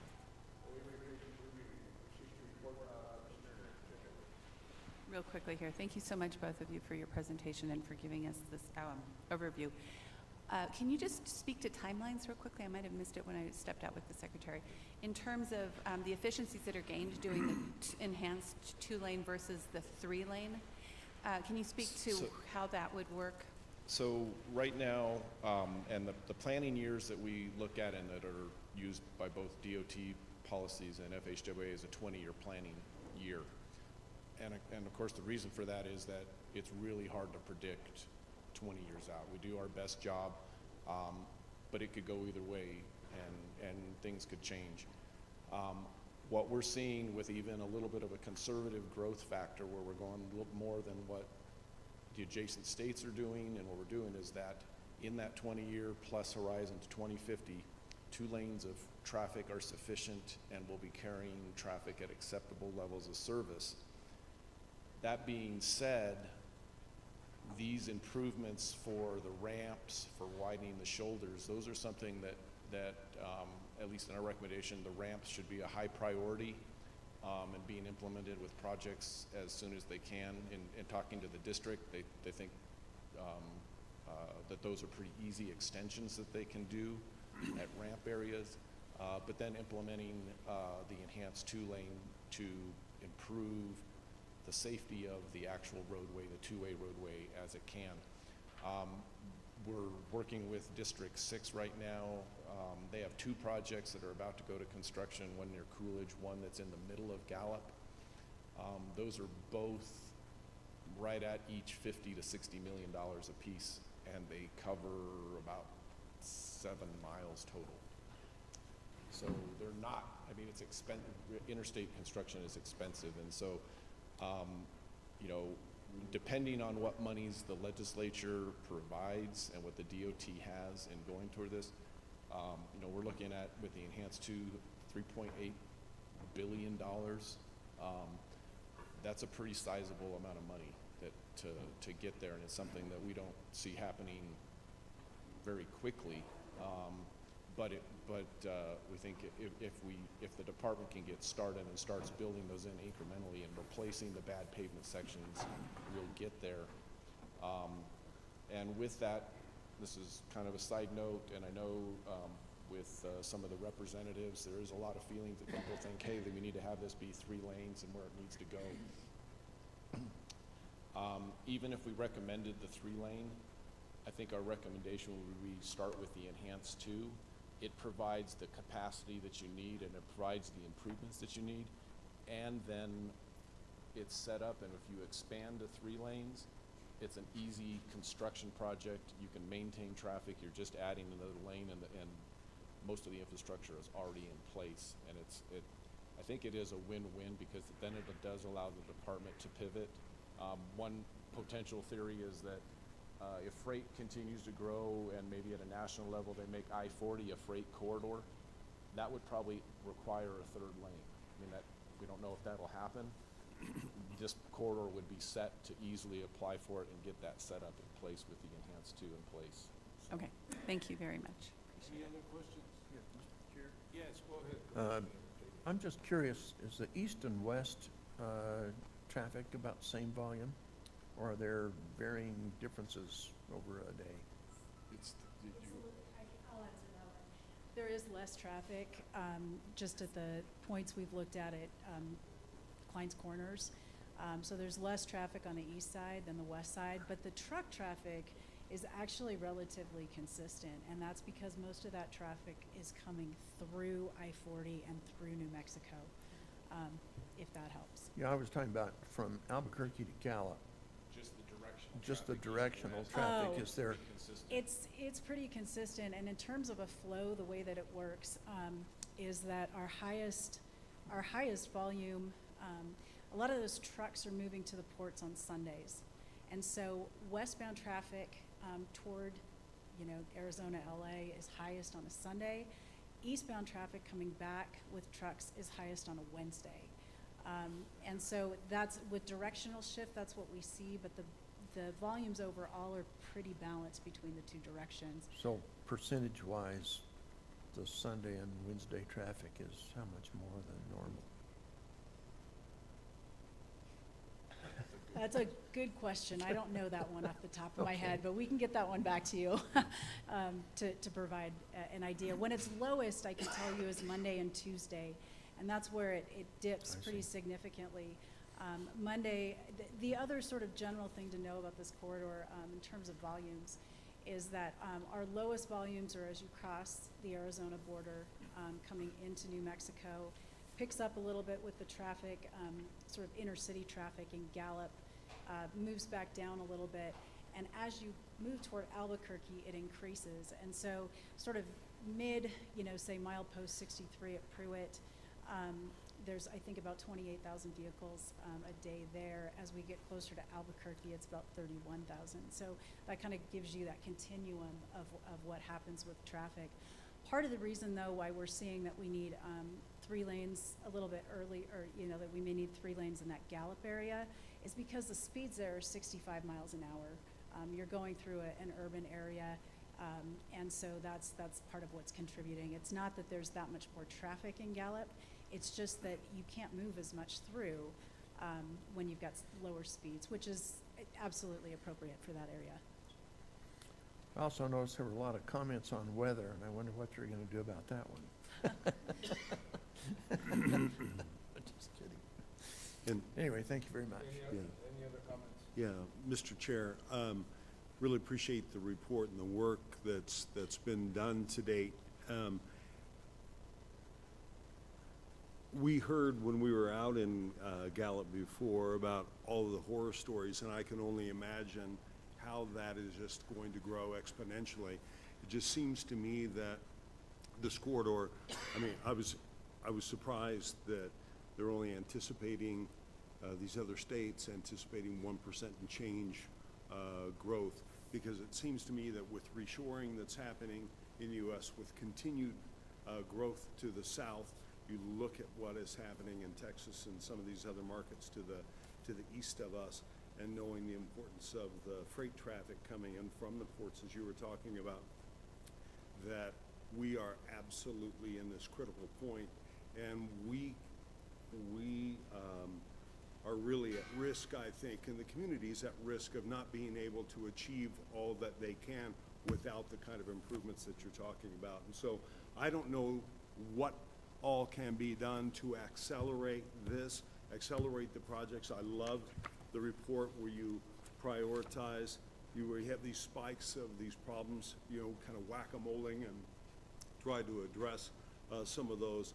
But all that we can do to accelerate along this corridor with everything that you've talked about from the ramps on, I just applaud and say, please, let's keep pushing hard in this regard. Thank you. Any other comments, Commission? If not, we thank you and we appreciate it. And as I said, as you get to your final recommendation, we can keep come back and let us know how the progress is. We will definitely do that, and again, thank you, and again, kudos, because in doing our job, the staff that you have running and doing these things, we would not have gotten to this point in this project without staff from the districts and from the GO and their expertise that they bring to it. We So, appreciate it. We appreciate you. Thank you. Thank you. Have a good safe trip back. Thank you. too. Action item, annual determination notice provisions for open and closed state transportation commission meetings pursuant to NMSA 1978, section 10 of the Open Meetings Act.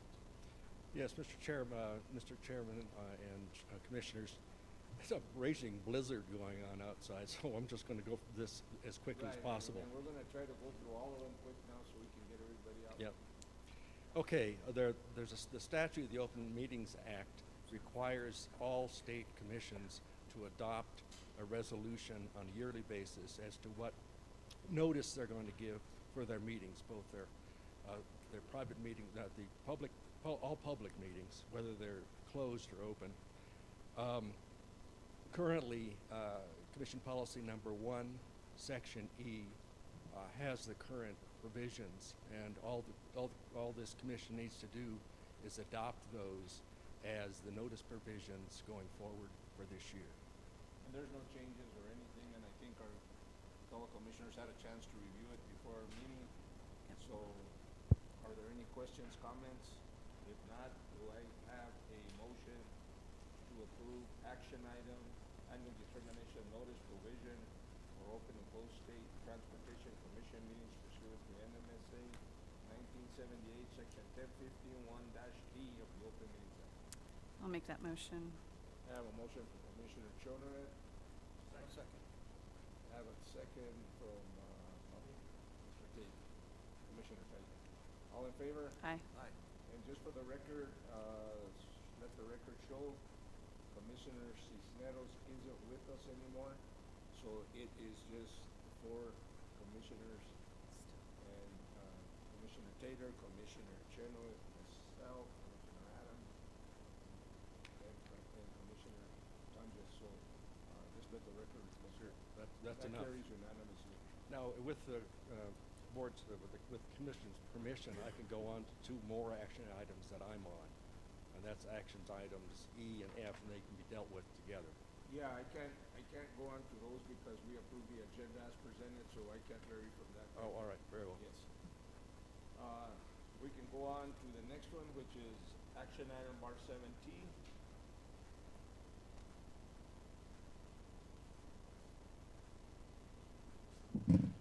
Good morning, Mr. Chair and members of the Commission.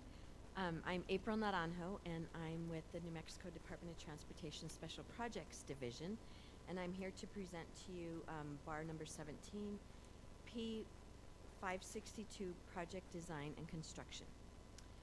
So an FY24 bar is required to increase the budget authority and contractual services, which is category 300, for the project design and construction program in the amount of $27.6 million, and that consists of $22.1 million of federal funds and $5.5 million of state road fund balance.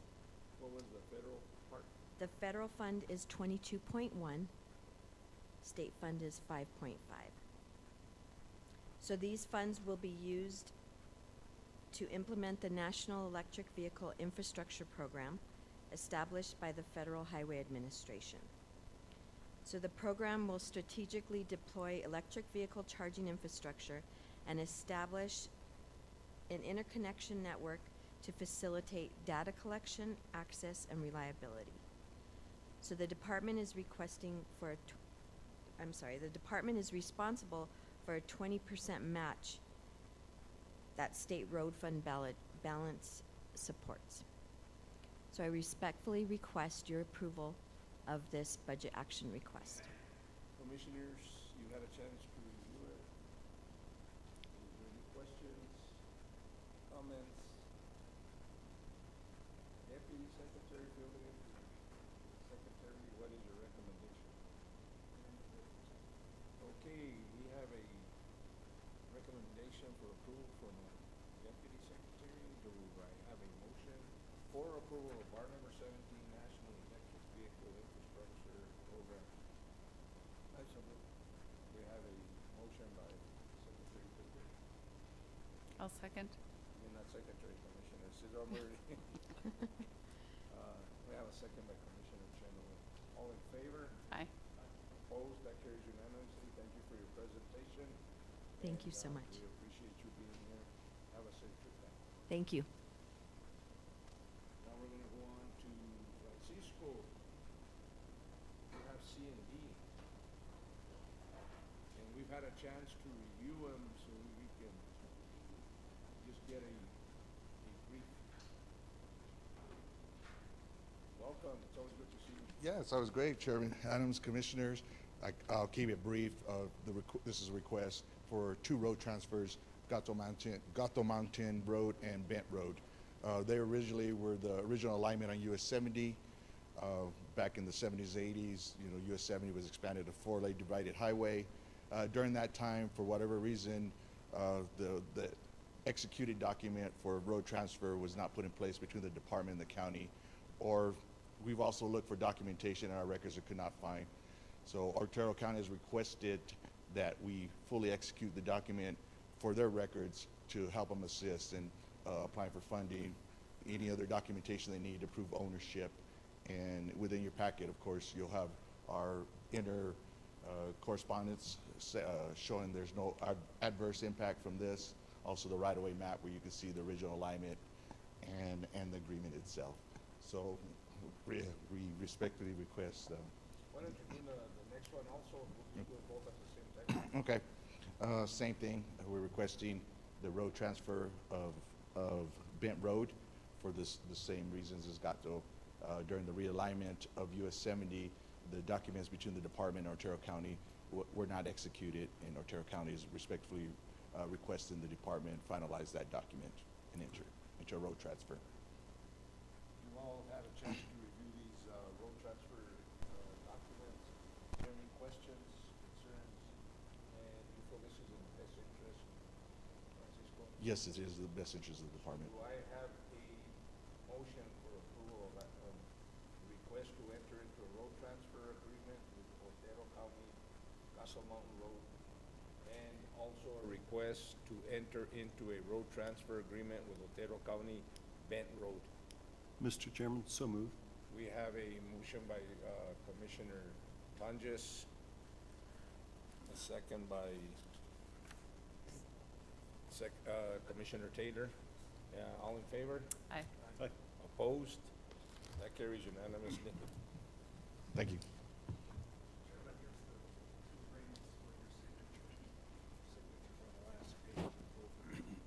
Okay, and now we're back up with you.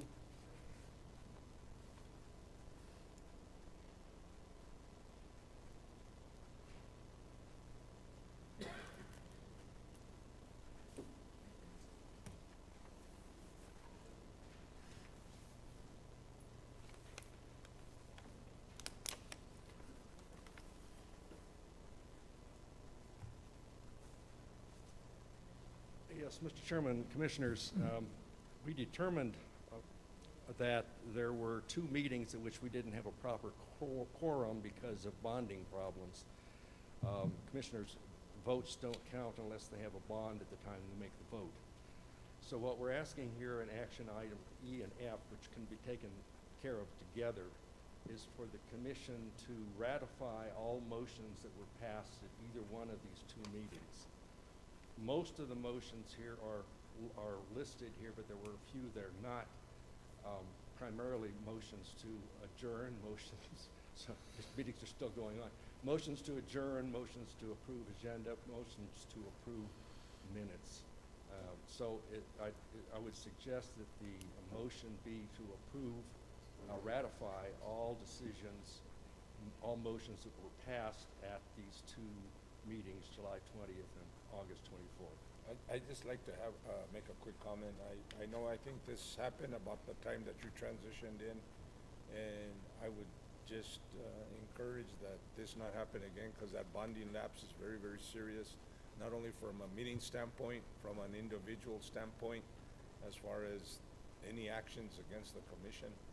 And so I just would appreciate staying on top of this. Yeah. It was an issue that involved miscommunication between General Services Department and us, which is one of the problems. The other problem that arose with the bonding is that Commissioner Tonjes was not, we expected the governor's office to take care of it.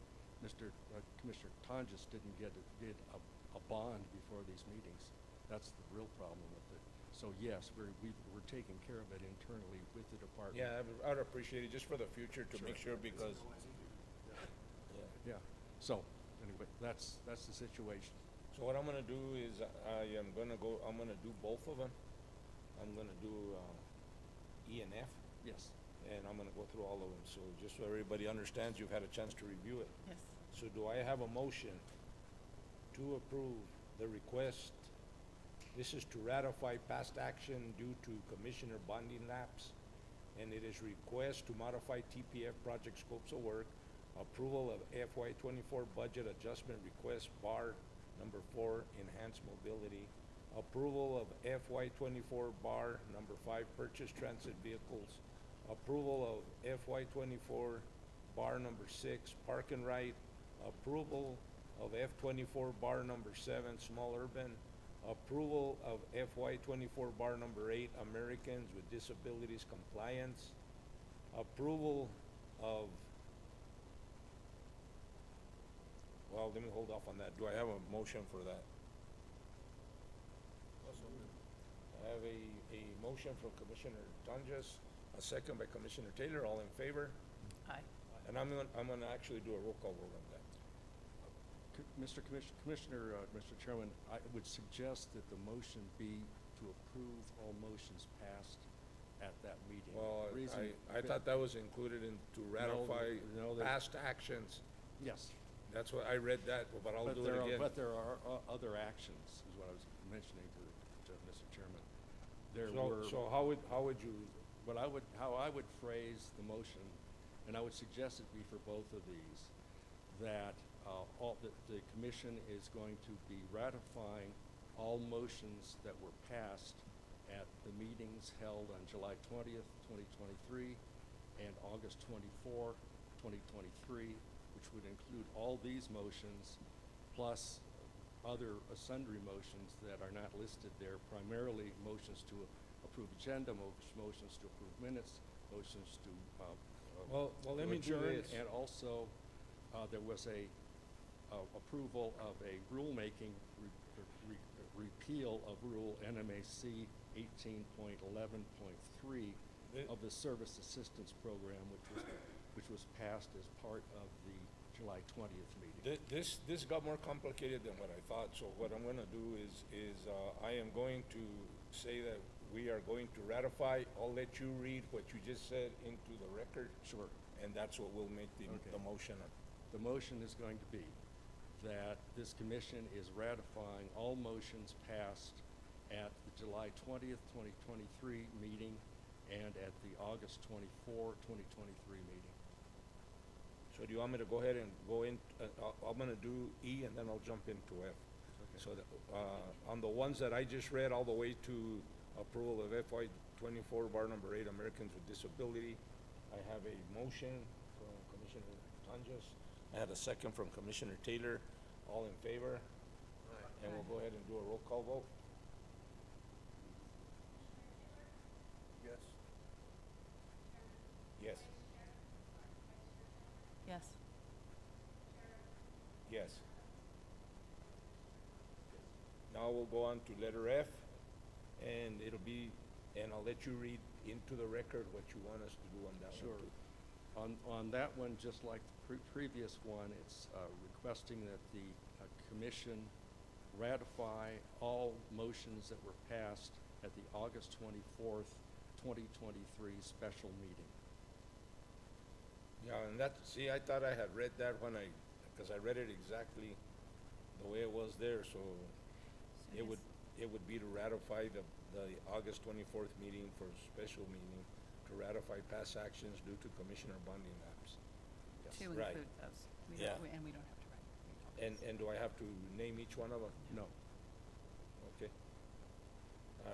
Just for the record, I will, because I don't. Approval of F-24 Transportation Project Fund, final project selection and funding amounts. Approval of F-23 Equipment Hardship Waiver Program, Local Government Road Fund. Approval of the FY25 budget request. Approval of FY24 budget adjustment request, bar number 9, Transportation Project Fund. And approval of FY24 bar number 10, FEMA reimbursement. Do I have a motion? I have a motion by Commissioner Taylor, a second. Sure. Second. I have a second by Commissioner Chenoweth. Let's do a roll call vote on that too. Yes.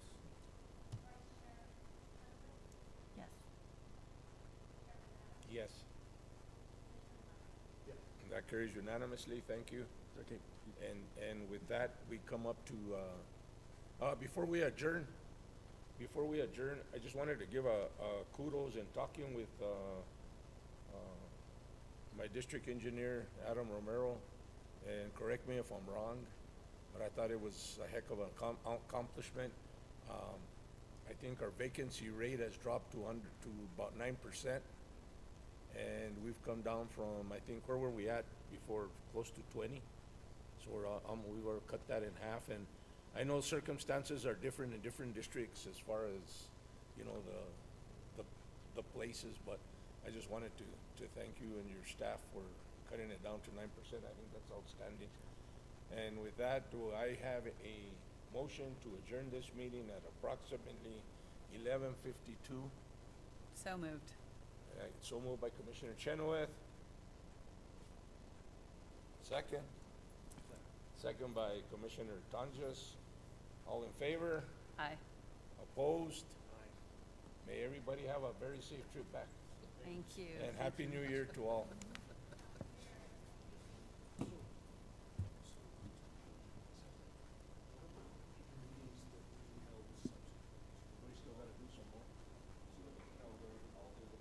Because you weren't there in September.